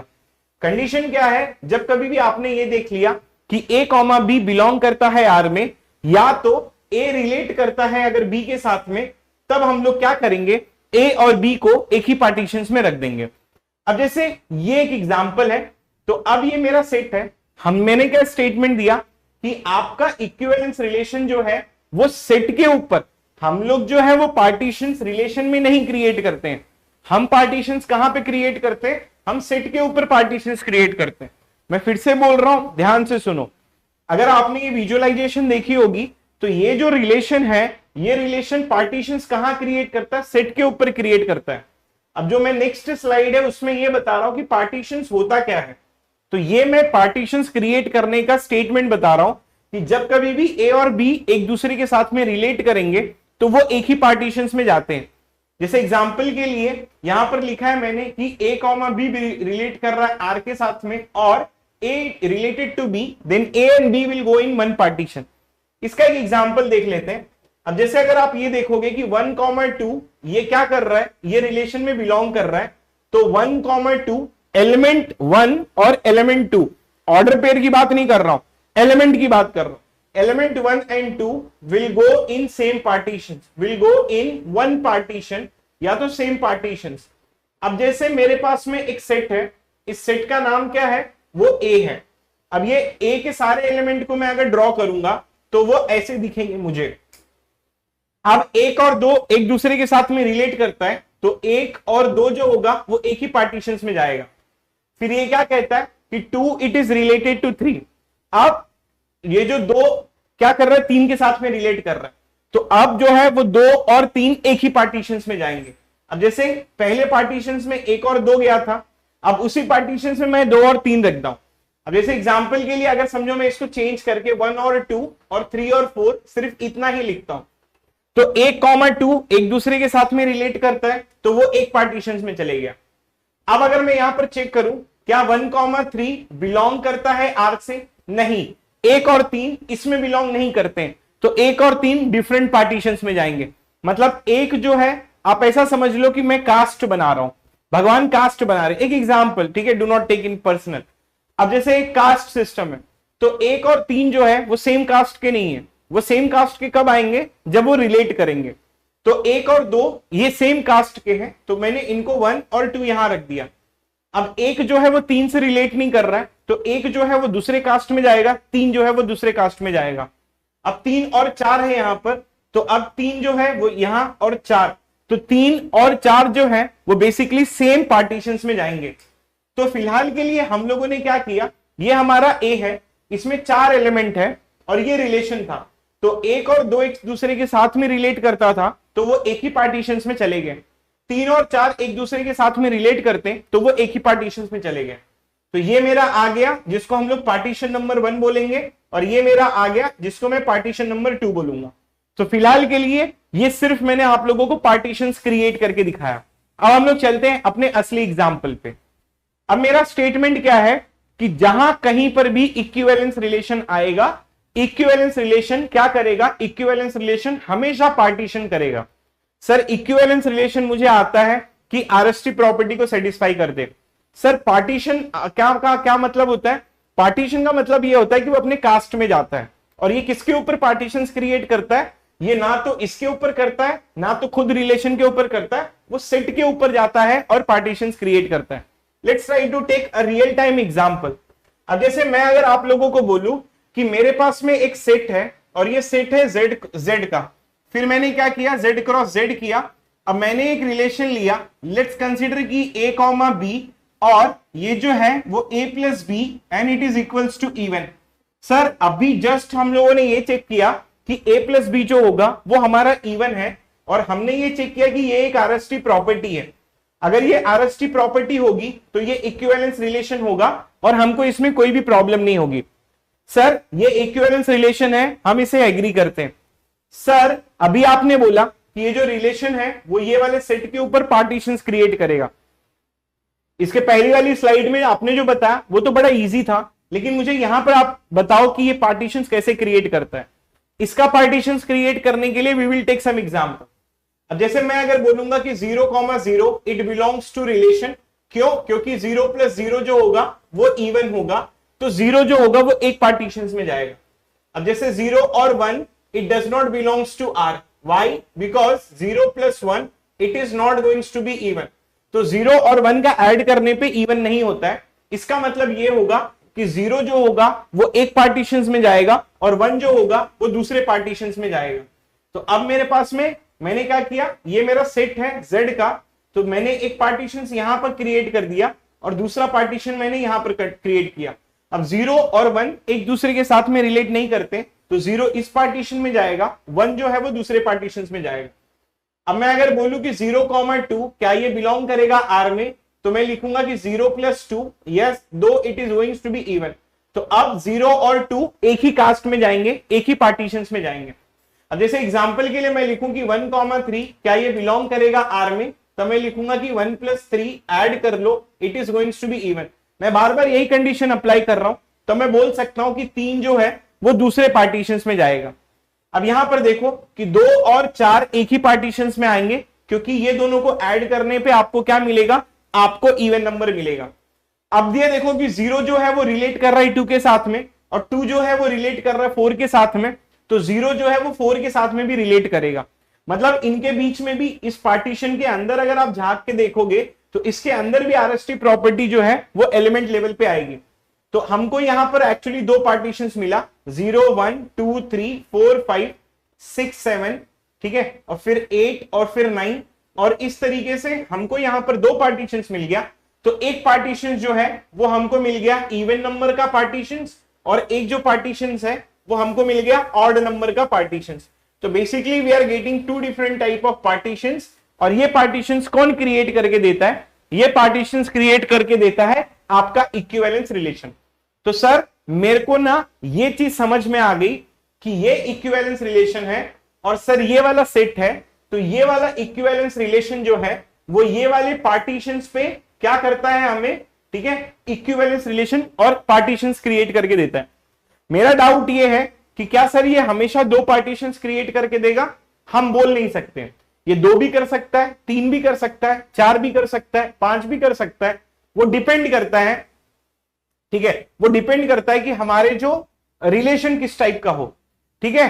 तो हम, ठीक है, हम लोग क्या कर रहे हैं यहां पर, हम लोग ये बेसिकली प्रोवाइड कर रहे हैं कि A, B ये जो कंडीशन है, इस कंडीशंस के ऊपर ही आपके जो है वो पार्टीशंस क्रिएट हो रहे हैं। अब जैसे एग्जांपल के लिए मैं एक दूसरा ले लेता हूं। अब जैसे मैंने ये चेक किया था R2 में मैंने ये चेक किया कि लेट्स कंसीडर A, B, और यहां पर क्या होगा कि A + B, सॉरी ये तो चेक कर लिया हमने लिखा कि A is congruous to which is nothing but mod 4। अब अगर इसमें हम लोग चेक करेंगे कि क्या ये आरएसटी प्रॉपर्टी को सेटिस्फाई करता है, ठीक है, मैं बोलूंगा कि यस ये आरएसटी प्रॉपर्टी को क्या करेगा, सेटिस्फाई करेगा। अगर ये आरएसटी प्रॉपर्टी को सेटिस्फाई करेगा तो ये क्या बनेगा, ये बनेगा आपका इक्विवेलेंस रिलेशन। अगर ये आरएसटी प्रॉपर्टी को सेटिस्फाई कर दे और ये इक्विवेलेंस रिलेशन हो, तो सर आपने ये बोला है कि जब जब इक्विवेलेंस रिलेशन होगा तब तब वो क्या करेगा, ठीक है, तब तब वो क्या करेगा, वो सेट के ऊपर पार्टीशंस क्रिएट करेगा। तो हम एग्जांपल ले सकते हैं। अब जैसे मैं लिखूंगा कि 0,4 वो रिलेशन से बिलोंग करेगा। क्यों बिलोंग करेगा, क्योंकि 0,4 and then it will become mod 4। कहने का मतलब है कि 0 और 4 जो होगा वो एक पार्टीशंस में जाएगा। फिर मैं लिखूंगा कि 1,5 दैट बिलोंग्स टू R। कहने का मतलब है कि 1 congruents to 5 and then it will become mod 4। इसका मतलब ये होगा कि 1 और 5 जो होगा वो सेम पार्टीशंस में जाएगा। अब 0 और 1 एक दूसरे के साथ में रिलेट नहीं करेंगे। जब ये एक दूसरे के साथ में रिलेट नहीं करते हैं तो इनके पार्टीशंस कैसे बनेंगे, मतलब 0 और 4 जो होगा वो एक पार्टीशंस में जाएगा, उसके बाद में 1 और 5 जो हो दूसरे पार्टीशंस में जाएगा, उसके बाद में 2 और 6 एक पार्टीशंस में जाएगा, फिर उसके बाद में 3 और 7 जो होगा वो दूसरे पार्टीशंस में जाएगा। ऐसा इसलिए हो रहा है, जब आप ये देखोगे कि 1 is congruous to 5 and then mod 4, इसका मतलब ये होता है कि 1 और 5 का जो रिमाइंडर होगा वो बेसिकली सेम होगा। जब हम लोग 2 और 6 लिखते हैं तो 2 is congruous to 6 mod 4, इसका मतलब ये होता है कि ये जो 2 और 6 का जो रिमाइंडर होगा with respect to 4 it will become same. जब कभी भी इसका जो आप रियल टाइम एप्लीकेशन यूज करते हो, ये आपका रियल टाइम एप्लीकेशन यूज होता है डेटा स्ट्रक्चर्स के हैशिंग में। जब कभी भी फैकल्टी बोलते हैं कि भाई मॉड 9 ले लो, मॉड 10 ले लो, अगर फैकल्टी ने बोला कि मॉड 4 ले लो, तो इनडायरेक्ट वे में आपके दिमाग में ये होता है कि 4 पार्टीशंस करते हैं। लेकिन ये किसने बोला कि 4 पार्टीशंस करते हैं, ये मैथमेटिक्स बोलता है कि आपको 4 पार्टीशंस लेने हैं। तो मैथमेटिक्स क्या कहता है, मैथमेटिक्स ये कहता है कि जब जब आपका इक्विवेलेंस रिलेशन होता है तब तब जहां कहीं पर भी इक्विवेलेंस रिलेशन होगा, इक्विवेलेंस रिलेशन 100% सेट के ऊपर पार्टीशंस क्रिएट कर देगा। तो इस चीज को, ये एक रियल टाइम एप्लीकेशन है जो आप लोग हैशिंग में यूज करते हो। अब हम लोग चलते हैं एक दूसरा रियल टाइम एग्जांपल जो आप अभी से बोल रहे हैं बच्चे, टीओसी में भी है। अब जैसे मैं अगर एक रिलेशन बनाऊं, इस रिलेशन में मैंने क्या किया, मैं दो स्ट्रिंग को एक दूसरे के साथ में रिलेट करूंगा जब string number 1 and string number 2 will go in same state, will go in same state, will go in same state, ठीक है, इन सेम स्टेट, ये मेरी कंडीशन है।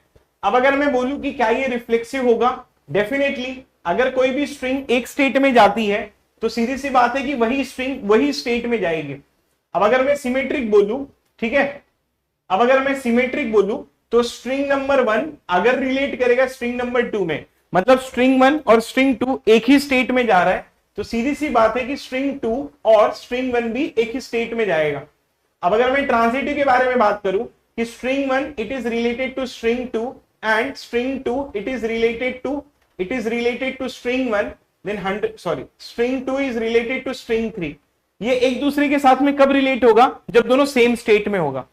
आप ऐसा समझ लो कि एक टीओसी में आप ड्रॉ कर रहे हो दैट एंड्स विद 1, ठीक है, एक ऐसी स्ट्रिंग दैट एंड्स विद 1। अब अगर मैं बोलूं कि 0 1 1 it is related to 0 1 and 0 1 it is related to 0 1 1 1, तब हम लोग इसको रिलेट करवा सकते हैं कि 0 1 1 मस्ट बी रिलेटेड टू 0 1 1 1। अब क्या होगा कि अब ये वाली जो चीज हो गई ये आपकी इक्विवेलेंस रिलेशन हो गई। अब जहां कहीं पर भी इक्विवेलेंस रिलेशन बनेगा वो क्या करेगा, वो सेट के ऊपर पार्टीशंस क्रिएट कर देगा। जब जब वो, ठीक है, जब जब वो सेट के ऊपर पार्टीशंस क्रिएट करेगा तो it will come up with two partitions, एक स्ट्रिंग जो 1 से एंड होती है और एक स्ट्रिंग जो 1 से एंड नहीं होती है। अब यहां पर एक मिहिल नीरोड थ्योरम आता है, वो ये कहता है कि आपको जितने भी पार्टीशंस बनते हैं that will become the minimum number of DFA that will require for minimize DFA का कॉन्सेप्ट में, ठीक है। तो अगर मेरे को दो स्टेट मिला है, मेरे को अगर दो पार्टीशंस मिला है तो डीएफए में भी आपको दो ही स्टेट आएगा। अगर मेरे को 3 पार्टीशंस मिलता है तो डीएफए में भी मेरे को, मिनिमाइज डीएफए में भी मेरे को 3 ही मिलता है। तो you can draw a DFA that is basically ends with what, that will B basically ends with 1। तो अभी अगर आप कितनी भी बड़ी डीएफए होगी तो जब आप लोग इसको ड्रॉ करोगे तो इसमें आपको दो ही पार्टीशंस आएगा। अब एक पार्टीशन कहता है कि जो एंड्स विथ 1 है और एक पार्टीशन ये कहता है कि that does not ends with 1। So this is the real time applications with respect to equivalence relation. Clear?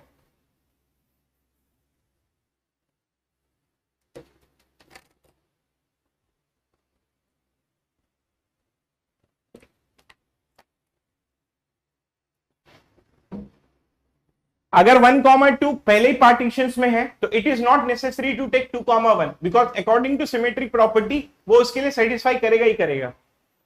ठीक है, क्लियर हो गया ये वाला concept? Please let me know that everyone.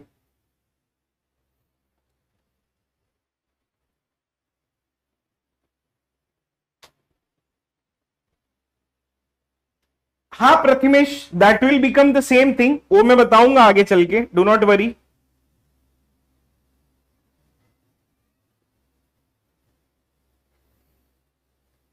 ठीक है,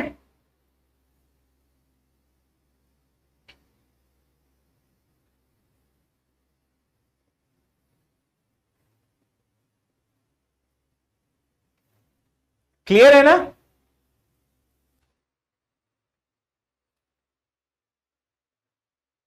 पिजन होल ये नहीं है भाई, अब तो रिप्लाई कर दो यार।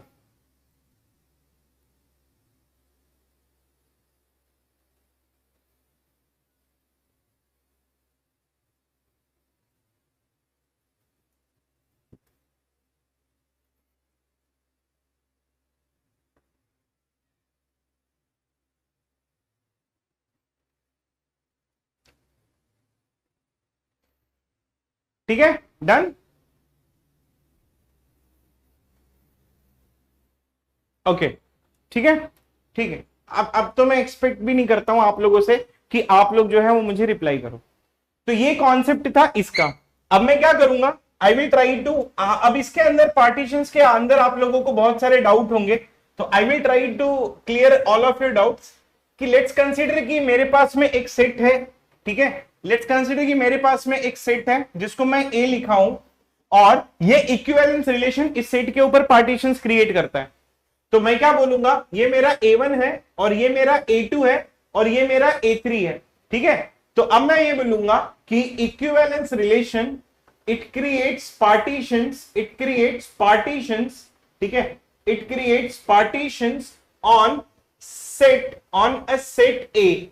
अच्छा, ये पार्टीशंस को कभी कभी हम लोग ना एक दूसरा नाम भी देते हैं जिसको हम लोग कहते हैं कि इक्विवेलेंस क्लासेस, ठीक है, इसको हम लोग इक्विवेलेंस क्लासेस कहा जाता है।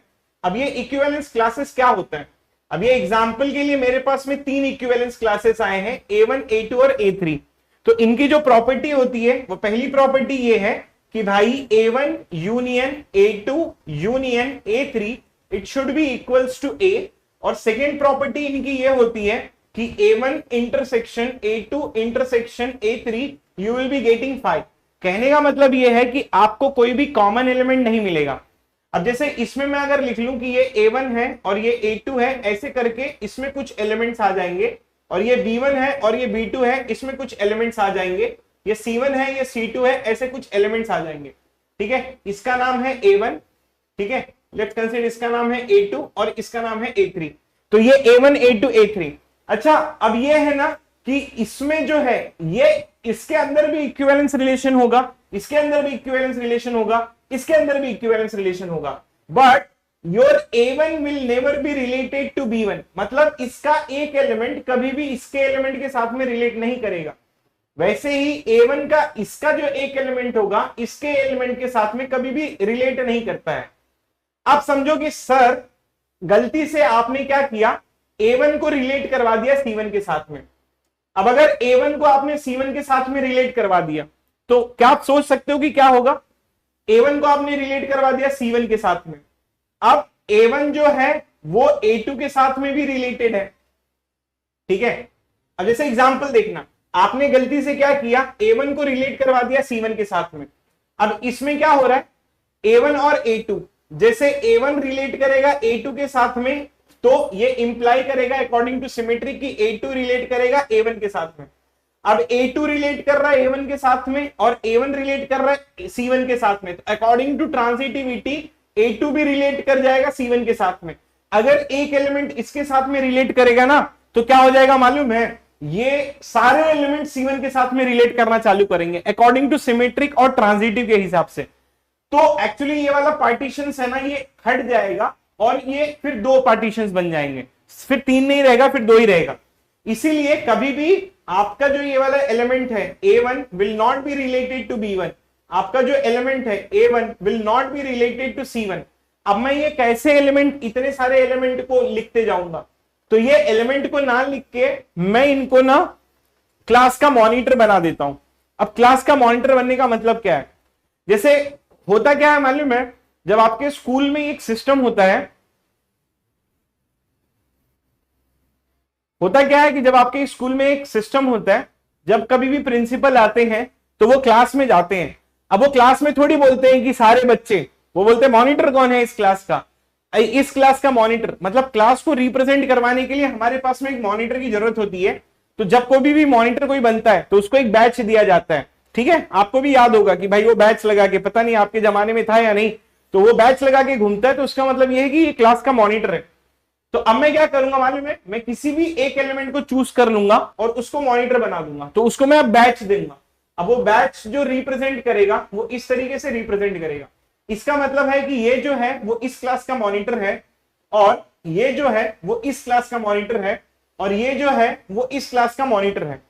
अगर मैंने कभी ये चीज लिखी है तो इसका मतलब ये होता है कि it is a representative of a class, ठीक है। It is what, it is a representative of a class. तो सारे एलिमेंट को ना लिख के हम ना क्या करेंगे, रिप्रेजेंटेटिव लिख देंगे। तो एक क्लास का रिप्रेजेंटेटिव कभी भी दूसरे क्लास के रिप्रेजेंटेटिव के साथ में रिलेट नहीं करेगा। कहने का मतलब है कि इस क्लास के किसी भी एलिमेंट इस क्लास के किसी भी एलिमेंट के साथ में रिप्रेजेंट नहीं करवाएंगे। तो ये था आपका concept which will be related to that. I hope that you people have understood related to this point. Clear everyone, please reply.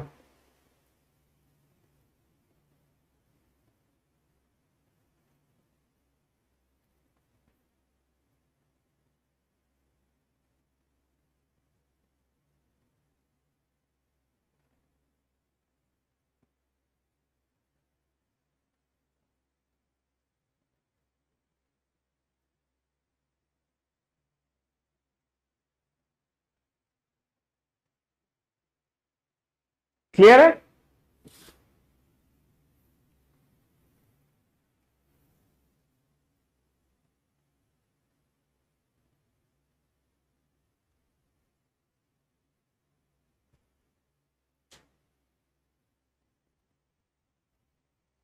ठीक है,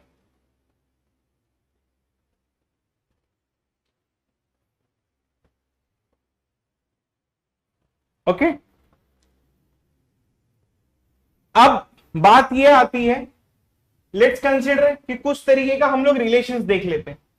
अब जैसे मेरे पास में एक सेट है, ये सेट में मैंने ए लिखा है, ठीक है।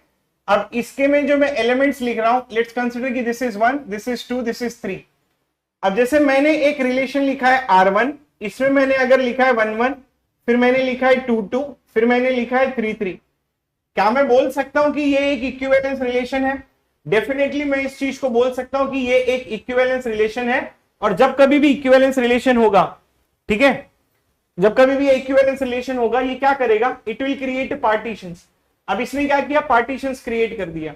ये 1 हो गया, ये फिर 2 हो गया, और फिर ये 3 हो गया। आप ये चेक करोगे ना, ये इसमें आरएसटी प्रॉपर्टी सेटिस्फाई हो रही है। सेम एलिमेंट है, अगर सेम एलिमेंट होगा तो रिफ्लेक्सिव भी होगा, सेम एलिमेंट होगा तो सिमेट्रिक भी होगा, और सेम एलिमेंट है तो ट्रांजिटिव भी है। अगर ये इक्विवेलेंस रिलेशन है तो जब कभी भी इक्विवेलेंस रिलेशन होगा तो ये क्या करेगा? ये पार्टीशंस क्रिएट कर देगा। अब जैसे एग्जांपल के लिए मैं अगर दूसरा एक R2 लेता हूं, अब दूसरे R2 में मैंने क्या लिखा? मैंने लिखा 1 1, फिर मैंने लिखा 2 2, फिर मैंने लिखा 3 3, फिर मैंने लिखा 1 2, और फिर मैंने लिखा 2 1। अब अगर आप ये देखोगे तो इसमें मैं क्या कर रहा हूं? ये आरएसटी प्रॉपर्टी को ये भी सेटिस्फाई कर रहा है। सिमेट्रिक होगा क्योंकि 1 2 और 2 1 है, तो जब अगर 1 2 भी आएगा और 2 1 भी आएगा तो 1 1 भी आ गया और 2 2 भी आ गया, तो ये भी एक इक्विवेलेंस रिलेशन है। अब अगर इसका पार्टीशंस देखोगे आप, तो इसके पार्टीशंस में 1 और 2 एक दूसरे के साथ में रिलेट करते हैं, तो ये 1 2 एक पार्टीशंस में जाएगा, 3 जो होगा वो एक दूसरे पार्टीशंस में चले जाएगा। Are you getting this point और नॉट? ठीक है। अब अगर मैं, ठीक है, इसको मैं ऊपर ड्रॉ कर लेता हूं, ठीक है, तो इसमें 1 और 2 एक पार्टीशंस में जाएंगे, 3 जो होगा वो दूसरे पार्टीशंस में जाएगा।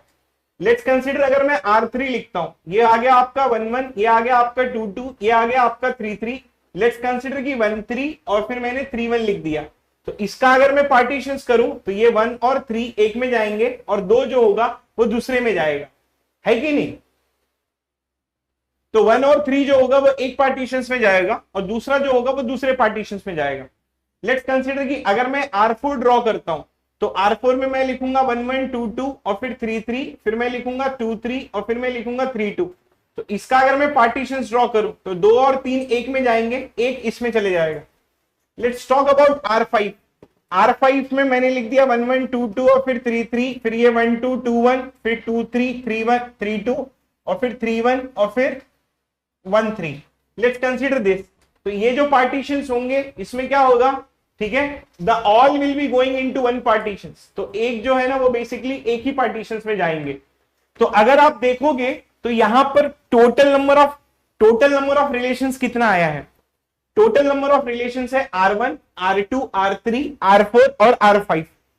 तो टोटल नंबर ऑफ रिलेशंस जो होगा, मैं ऐसा लिख सकता हूं कि टोटल इक्विवेलेंस रिलेशन, ठीक है, total equivalence relations it is equals to total partitions, total number of partitions, total number of partitions. मतलब आप जितना पार्टीशंस बना सको उतने नंबर ऑफ आपके इक्विवेलेंस रिलेशंस आएंगे। अब ये मैथमेटिक्स का एक नया क्वेश्चन आता है जिसको कहा जाता है कि अगर मेरे पास सेट में 3 एलिमेंट है। अब ना मैथमेटिक्स का एक नया क्वेश्चन है जो मैथमेटिक्स ओलंपियाड में भी पूछा जाता है, उसमें ये पूछते हैं कि अगर एक सेट है जिसमें 3 एलिमेंट है, आप इसके कितने पार्टीशंस बना सकते हो? ठीक है, आप बोलोगे कि ऐसा हो सकता है कि सब लोग एक एलिमेंट में जाए, ये एक पार्टीशन हो सकता है, या तो ऐसा हो सकता है कि 1 और 2 दूसरे में जाए, 3 दूसरे में जाए, ये अलग तरीके का पार्टीशन है। या तो आप लिख सकते हो कि 2 3 एक में जाए, एक अलग में जाए, ये अलग तरीके का पार्टीशन है। या आप बोल सकते हो कि 1 3 एक में जाए और 2 अलग में जाए, ये अलग तरीके का पार्टीशन है। या तो ऐसा हो सकता है कि 1 यहां जाए, 2 यहां जाए और 3 यहां जाए। अगर आपके दिमाग में भी और भी कोई पार्टीशन आ रहा है तो भी आप मुझे बता दो। जब अगर आप देखोगे कि यहां पर टोटल नंबर ऑफ पार्टीशंस कितना है, जब आप देखोगे कि भाई टोटल नंबर ऑफ पार्टीशंस जो मेरे को मिल रहा है दैट इज इक्वल्स टू 5, ठीक है, total number of partitions will become 5। अब मैं क्या कर रहा हूं, ये मैथमेटिक्स ओलंपियाड में एक्चुअली मैथमेटिक्स का एक बहुत मस्त टॉपिक है। इस मस्त टॉपिक में ये होता है कि अगर एक सेट है, जैसे ये आप एप्टीट्यूड जैसा समझो कि एक सेट है जिसमें 3 एलिमेंट है, आप इसके कितने पार्टीशंस बना सकते हो, तब आप बोलोगे कि अगर सेट में 3 एलिमेंट है तो एक पार्टीशन ये हो सकता है, दूसरा पार्टीशन ये हो सकता है, तीसरा पार्टीशन ये हो सकता है, फोर्थ ये हो सकता है और फिफ्थ ये हो सकता है। अब ये तो पार्टीशन वाला गेम है। अब इस पार्टीशन वाले गेम को मैं इक्विवेलेंस के साथ में रिलेट करूंगा। जब अगर आप लोग इसका डिजाइन करोगे तो ये इसका रिलेशन डिजाइन करोगे तो 1 1 2 2 3 3, फिर 1 2, फिर 2 1, फिर 1 3 और 3 1, और फिर आपका 2 3 और फिर 3 2। तो ये बेसिकली ये एक रिलेशन है जो R5 मैंने अभी पीछे लिखा था, ये इसको रिप्रेजेंट कर रहा है। अगर इसको रिप्रेजेंट करवाओगे तो रिफ्लेक्सिव होना चाहिए 1 1 2 2 3 3, और फिर आपका 1 2 और फिर 2 1। ये भी रिफ्लेक्सिव, सिमेट्रिक और ट्रांजिटिव है, आप वेरीफाई कर सकते हो। इसको अगर मैं ड्रॉ करूं तो ये 1 1 2 2 और फिर ये 3 3 और फिर ये 2 3 एंड देन 3 2। इसको मैं अगर इसका रिलेशन ड्रॉ करूं, ये सारे के सारे रिलेशन है, और ये सारे के सारे रिलेशन जो है वो डिफरेंट टाइप ऑफ रिलेशंस है। तो ये आपका R5 है, आप यहां पे इसको वेरीफाई कर सकते हो, ठीक है। अब जैसे ये R1 था आपका, ये R2 है, इसका रिप्रेजेंटेशन यहां पर है, इसका रिप्रेजेंटेशन यहां पर है, और इसका रिप्रेजेंटेशन यहां पर, और इसका रिप्रेजेंटेशन यहां पर है। तो मैंने पहले आपको क्या बताया, मैंने आपको एक सेट लिया, अलग अलग रिलेशंस बताए, इक्विवेलेंस वाला रिलेशन, उसको पार्टीशन से कनेक्ट किया। फिर मैंने मैथमेटिक्स का एक फ्रेश कॉन्सेप्ट लिया पार्टीशंस का, कि एक सेट है तो कितने पार्टीशंस क्रिएट कर सकते हो। अब ये पार्टीशंस वाला कॉन्सेप्ट मैं किस में रिलेट कर रहा हूं, इक्विवेलेंस रिलेशन के साथ में रिलेट कर रहा हूं, कि इसका ऑन एन एवरेज, सॉरी, इसका इक्विवेलेंट रिलेशन जो होगा वो ये आएगा, इसका ये आएगा। अगर आप देखोगे ना तो इसमें भी RST प्रॉपर्टी जो है वो बेसिकली यहां पर सेटिस्फाई कर रही है। रिफ्लेक्सिव इसलिए होगा क्योंकि 1 1 2 2 3 3 है, सिमेट्रिक इसलिए होगा कि हस्बैंड और वाइफ प्रेजेंट है, ट्रांजिटिव इसलिए होगा कि अगर 1 2 भी प्रेजेंट है, 2 1 भी प्रेजेंट है, तो उनके करस्पॉन्डिंग 1 1 भी प्रेजेंट है, 2 2 भी प्रेजेंट है, 2 3 और 3 2। इसका अगर आप ड्रॉ करोगे तो 1 1 2 2 और 3 3, और फिर उसके हिसाब से 1 3 और फिर 3 1। तो ये एक अलग है। अगर मैं इसका रिलेशन ड्रॉ करूं तो ये 1 1 और फिर 2 2 और फिर 3 3, मतलब सिर्फ सेम एलिमेंट। अगर सेम एलिमेंट भी आएगा तो भी still it is a RST property. तो अब मेरा कॉन्सेप्ट ये आ गया है, मैं मैथमेटिक्स के 2 कॉन्सेप्ट को जोड़ा। तो मैथमेटिक्स का एक कॉन्सेप्ट था इक्विवेलेंस रिलेशन का। मैंने क्या किया, मुझे कैलकुलेट करना था कि एक सेट में अगर 3 एलिमेंट हैं तो total number of equivalence relation कितना हो सकता है। इस कॉन्सेप्ट को मैंने कनेक्ट किया कि कितने पार्टीशंस बन सकते हैं। क्यों? क्योंकि हर एक बार देखो, जब जब इक्विवेलेंस रिलेशन होगा तब तब वो पार्टीशंस क्रिएट करेगा। भाई जब जब वो रिलेशन इक्विवेलेंस रिलेशन बन रहा है तब तब वो पार्टीशंस क्रिएट कर रहा है। तो मेरा कॉन्सेप्ट तो यही हो गया ना कि अगर मुझे इक्विवेलेंस रिलेशन कैलकुलेट करना है तो मैं काम करता हूं, मैं पार्टीशंस देख लेता हूं। अब जैसे एग्जांपल के लिए, अब जैसे पूरे यूनिवर्स में कितने स्टार्स हैं, एक छोटा सा नॉनसेंस एग्जांपल है। तो total number of stars calculate करने से अच्छा ये बोलूंगा कि मैं एक स्टार कौन कौन सा पार्टीशंस क्रिएट कर रहा है। एक्चुअली बड़ा नॉनसेंस एग्जांपल है। मैं अगर एक गांव का सर्वे करने वाला हूं कि उस गांव में टोटल नंबर ऑफ कास्ट कितना है, तो इसका मैं ग्रुपिंग से कैलकुलेट कर सकता हूं कि एक ग्रुपिंग ऐसा हो सकता है, एक ग्रुपिंग ऐसा हो सकता है, एक ग्रुपिंग ऐसा हो सकता है, एक ग्रुपिंग ऐसा हो सकता है, या एक ग्रुपिंग ऐसा हो सकता है। मतलब वो भी नॉनसेंस है। अब दूसरे तरीके से सोचो कि मुझे अगर ये कैलकुलेट करना है, तो अगर मुझे ये कैलकुलेट करना है जब जब ये इक्विवेलेंस होता है तब तब ये पार्टीशंस क्रिएट करता है। तो मुझे अगर ये कैलकुलेट करना है तो ये छोड़ के मैं अगर पार्टीशंस कैलकुलेट कर लूं तो मेरा पार्टीशंस, अगर पार्टीशंस 5 बन रहे हैं तो 5 इक्विवेलेंस रिलेशंस बनेगा। अगर 15 पार्टीशंस बन रहे तो 15 इक्विवेलेंस रिलेशंस बनेगा। अगर 10 पार्टीशंस बन रहे तो 10 इक्विवेलेंस रिलेशन बनेगा। तो टोटल नंबर ऑफ पार्टीशंस जो होगा वो मुझे हमेशा आंसर देगा total number of equivalence relation का, total number of equivalence relation का। ठीक है, अब इस कॉन्सेप्ट को मैं यहीं पर खत्म करता हूं।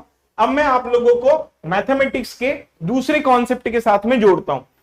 अब जैसे मैं ना ऑन्टो फंक्शंस आपको पढ़ाया था, ऑन्टो में मैंने ये बोला था कि अगर मेरे पास 3 डिफरेंट गेस्ट हैं और उनको 2 डिफरेंट रूम में एडजस्ट करना है, ठीक है, 2 डिफरेंट रूम में एडजस्ट करना है, जैसे गेस्ट नंबर 1 और फिर 2 और फिर 3, फिर ये हो गया आपका R1 और ये हो गया आपका R2, ये 1 2 और 3, ये हो गया आपका R1 और ये हो गया आपका R2। वैसे टोटल ऑन्टो फंक्शन जो था वो 6 ऑन्टो फंक्शंस आया था मुझे, ये 1 और ये 2 और ये 3, ये R1 हो गया और ये R2 हो गया, ये 1 2 और 3, ये R1 और फिर ये R2, ये 1 2 और 3, ये R1 और फिर ये R2, ये 1 2 3, ये R1 और फिर ये R2। मैंने क्या किया था, फिर उसके बाद में हमारा स्टर्लिंग सेकेंड काइंड नंबर आया था कि ये 3 डिफरेंट गेस्ट को मुझे क्या करना है, 2 आइडेंटिकल रूम में एडजस्ट करना है, ठीक है। तो मैंने क्या किया था, मैं अब रूम में 1 2 और 3, ये एक रूम है, तो एक पॉसिबिलिटी ऐसी हो सकती है 1 2 और 3, ये रूम है, तो एक पॉसिबिलिटी ऐसी हो सकती है। तो इसमें क्या हो रहा है कि इसमें 1 और 2 एक ही रूम में जा रहे हैं, तीसरा जो है वो दूसरे रूम में जा रहा है। फिर इसमें ऐसा हो सकता है कि एक जो है वो एक रूम में जा रहा है, दूसरा और तीसरा एक रूम में जा रहा है, ये 1 2 3, ठीक है। इसमें 1 और 3 को एक में डाल दिया मैंने, ठीक है, दूसरे को यहां डाल दिया, मतलब 1 और 3 यहां चले गए और दूसरा यहां चले गया। तो इसको मैं बोलूंगा कि भाई ये स्टर्लिंग नंबर 3 गेस्ट को मैं 2 रूम में डाल रहा हूं, ठीक है। अब इस कॉन्सेप्ट को मैं यहां पर कनेक्ट करता हूं।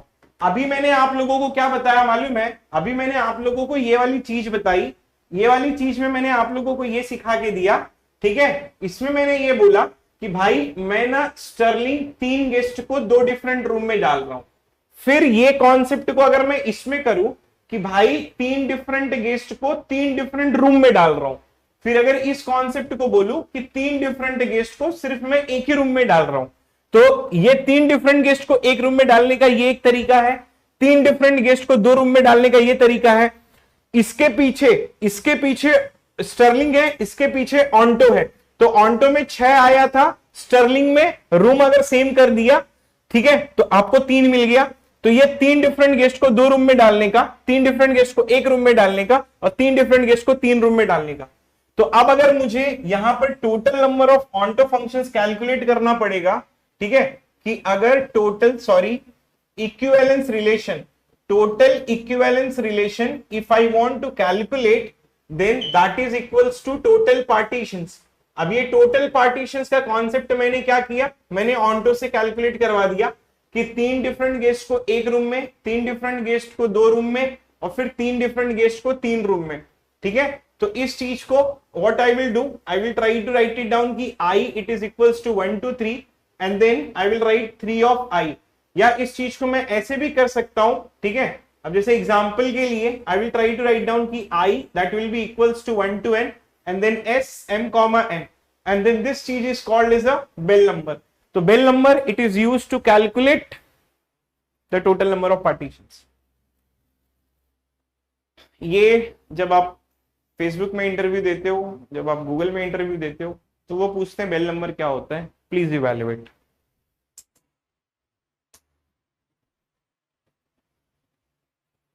ठीक है,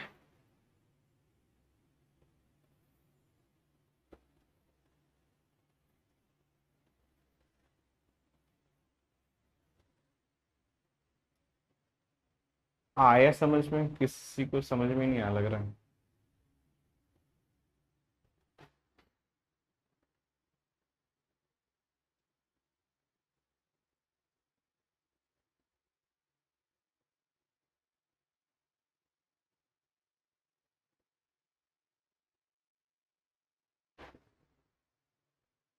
नो कमेंट है।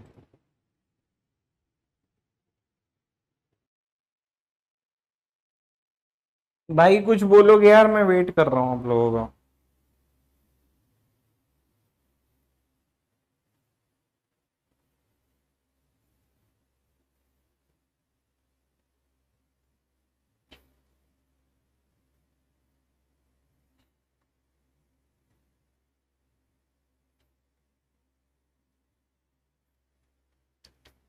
क्या करना है? नहीं आया सर, प्लीज वापस बता दो, please once more.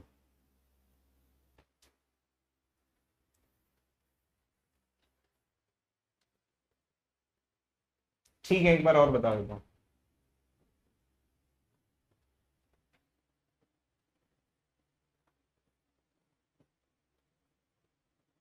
How many ways we can adjust 3 guests to 2 identical rooms, 2 identical rooms। क्या करोगे आप? यही करोगे, 1 3 यहां चलेगा, 2 यहां चलेगा। फिर आप यही करोगे, 1 2 यहां चलेगा, 3 यहां चलेगा। 3 ही गेस्ट है ना। और फिर 2 3 यहां चले गया और 1 यहां चले गया। तो 3 ही तरीके हो सकते हैं इसके। ठीक है, ये क्या है बेसिकली? ये तो यही है ना कि 3 गेस्ट को हम लोगों ने 2 रूम में एडजस्ट कर दिया। तो ये जो ये होता है, ये क्या होता है? ये डिफरेंट गेस्ट होते हैं। और ये जो होता है, ये आइडेंटिकल रूम होता है। यही होता है ना। फिर हमने क्या किया? फिर अब मैं बोलूं कि हाउ मेनी वेज। अब ना मैं ये मतलब इक्विवेलेंस रिलेशन छोड़ो, let's try to focus on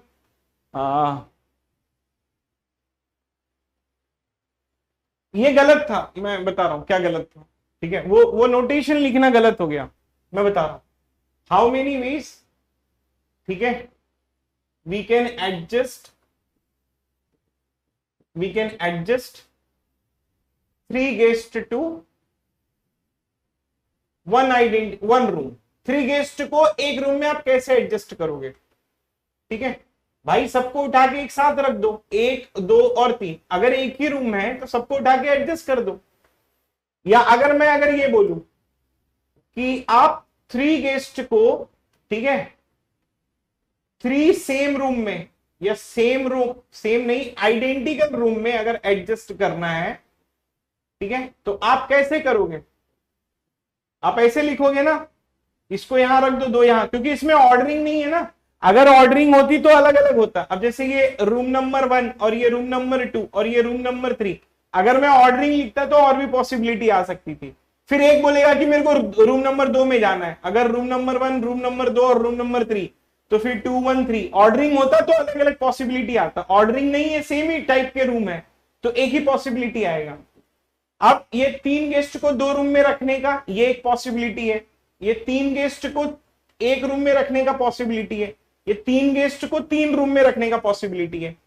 तो यहां पर अब मैंने क्या बोला कि 3 गेस्ट को एक रूम में रख दो, 3 गेस्ट को 2 रूम में रख दो, या 3 गेस्ट को 3 रूम में रख दो। इसको मैं कैसे लिख सकता हूं? इसको मैं लिखूंगा I that will be moving from 1 to 3 and S 3 and then I. यही चीज है, राइट। और अगर मैं समेशन लिखूं कि लेट्स कंसीडर कि n, और लेट्स कंसीडर कि i that will be moving from 1 to कहां तक जा रहा है? अब जैसे मैं अगर यहां पर लिखूं लेट्स कंसीडर कि n और i, वो समेशन लिखने का गलत तरीका था मेरा। ये n से i की तरफ जाएगा। अब ये हो जाएगा आपका बेल नंबर। तो बेल नंबर ऑफ n, ये i से n की तरफ जाएगा। अब ये देख लो, आप मैनेज कर सकते हो इसको, i to 1, i to n और ये s to ni। वहां पर मैंने क्या लिखा था? इसके पहले वाले में मैंने लिखा था, मैंने इसको i लिया था और इसको m n लिख दिया था। तो ये i इसमें काम ही नहीं करेगा ना, तो वो मिस्टेक था। i it is equals to 1 to n s n i। तो अब इस चीज को आप ऐसे लिख सकते हो कि s n 1 plus n 2 plus n 3। तो इस तरीके से आप इसको कैलकुलेट कर सकते हो। ठीक है, अब समझ में आया आप लोगों को?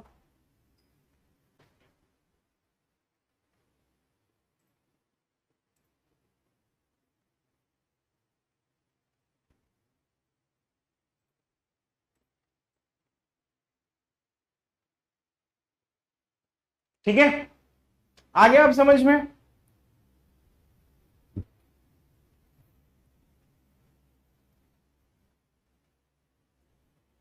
लेकिन एग्जाम में हमारे पास में टाइम नहीं होता है। अब जैसे अगर 4 के लिए बोलो तो एग्जाम में टाइम नहीं है, तो उसके लिए एक ट्रायंगल मेथड है। इस ट्रायंगल मेथड से हम लोग इजीली सॉल्व कर सकते हैं। अब ये ट्रायंगल मेथड क्या है कि ये 1 है, इसको कैलकुलेट कैसे करते हैं वो सिखा देता हूं मैं। ध्यान से देखना ट्रायंगल मेथड, ठीक है। अब जैसे ये 1 है, 1 और 1 कितना हो गया, ये 2, इसको 2 को यहां लेके आ जाओ, 2 और 1 कितना हो जाएगा 3, 3 और 2 कितना हो जाएगा 5। अब ये 5 को यहां लेके आ जाओ। कैसे लिखना है ध्यान से सीखना, ये शॉर्टकट है, ये a है और ये b है, तो a और b and then it will become a plus b, ये c है, तो ये ऐसे लिख देना है, तो ये आ जाएगा आपका a प्लस बी प्लस सी, फिर इसको यहां पर कैरी फॉरवर्ड कर लेना है a प्लस बी प्लस सी, ठीक है। फिर क्या करूंगा, ये 2 3 5 है, अब ये 5 को क्या करना है हमको, इसमें डॉट नहीं आता क्या, ठीक है।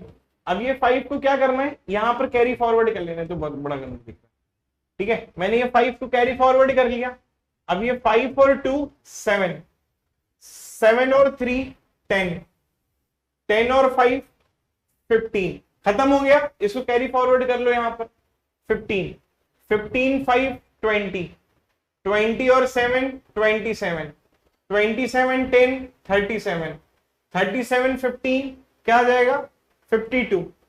तो अब अगर किसी का भी बेल नंबर कैलकुलेट करना है, ये हो गया B0, ये हो गया B1, ये हो गया B2, ये हो गया B3, तो ऐसा सेट जिसमें 3 एलिमेंट है उसके लिए आपको 5 पार्टीशंस मिलेंगे। 4 वाले सेट के लिए आपको टोटल पार्टीशंस 15 मिलेगा और 5 वाले सेट के लिए आपको टोटल पार्टीशन जो है वो 52 मिलेगा, ठीक है। तो this is a total number of partitions with the help of a triangle method.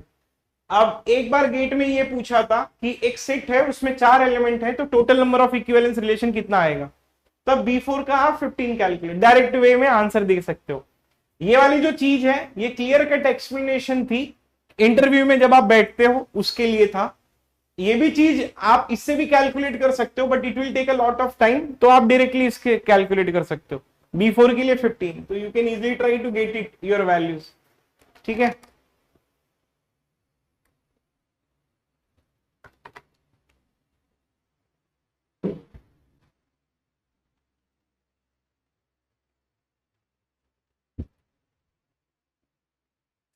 Clear everyone?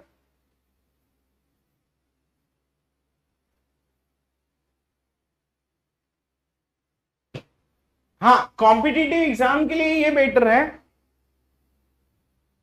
B जो है वो बेल नंबर डिफाइन करता है। B is basically Bell number, होता क्या मालूम है, ये एक नाम है, एंटिटी दी हुई है कि बेल नंबर अगर बोला जाए तो Bell number it is used to calculate the total number of partitions in mathematics.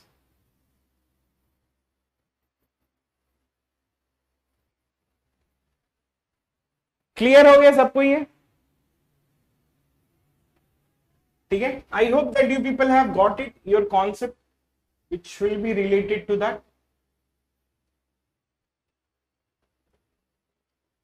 ठीक है। It is very easy and we can easily try to get it. B1 से ये पता चलेगा कि एक एलिमेंट के आप कितने पार्टीशंस क्रिएट कर सकते हो। B2 ये बताएगा कि एक सेट है, ठीक है। What is the meaning of B2?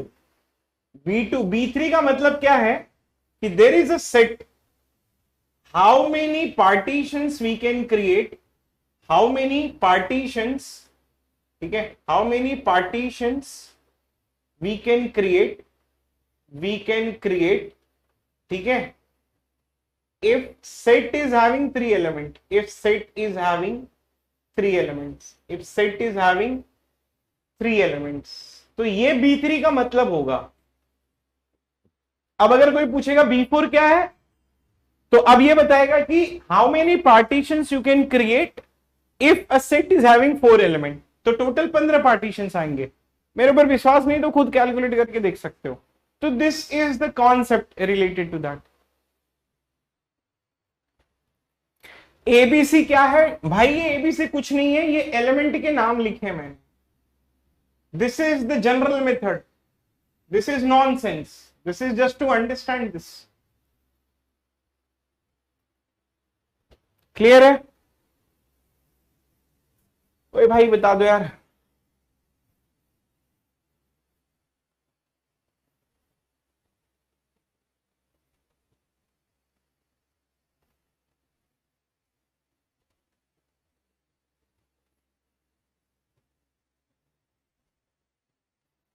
ठीक है, हो गया।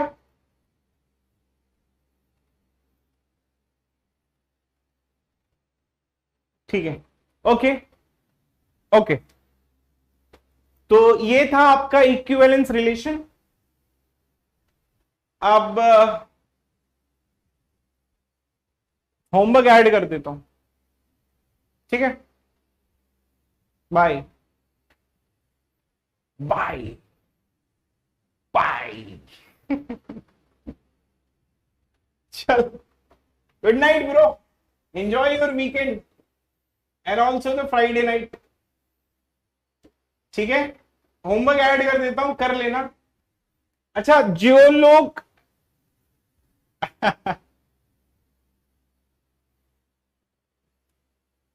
ठीक है,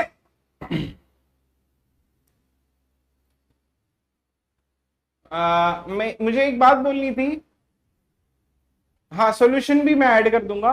मुझे एक बात ये बोलनी थी ना कि अभी मैं सिलेबस कंप्लीट करवा लेता हूं, फिर मैं आप लोगों को और भी अच्छे क्वेश्चंस करवाऊंगा।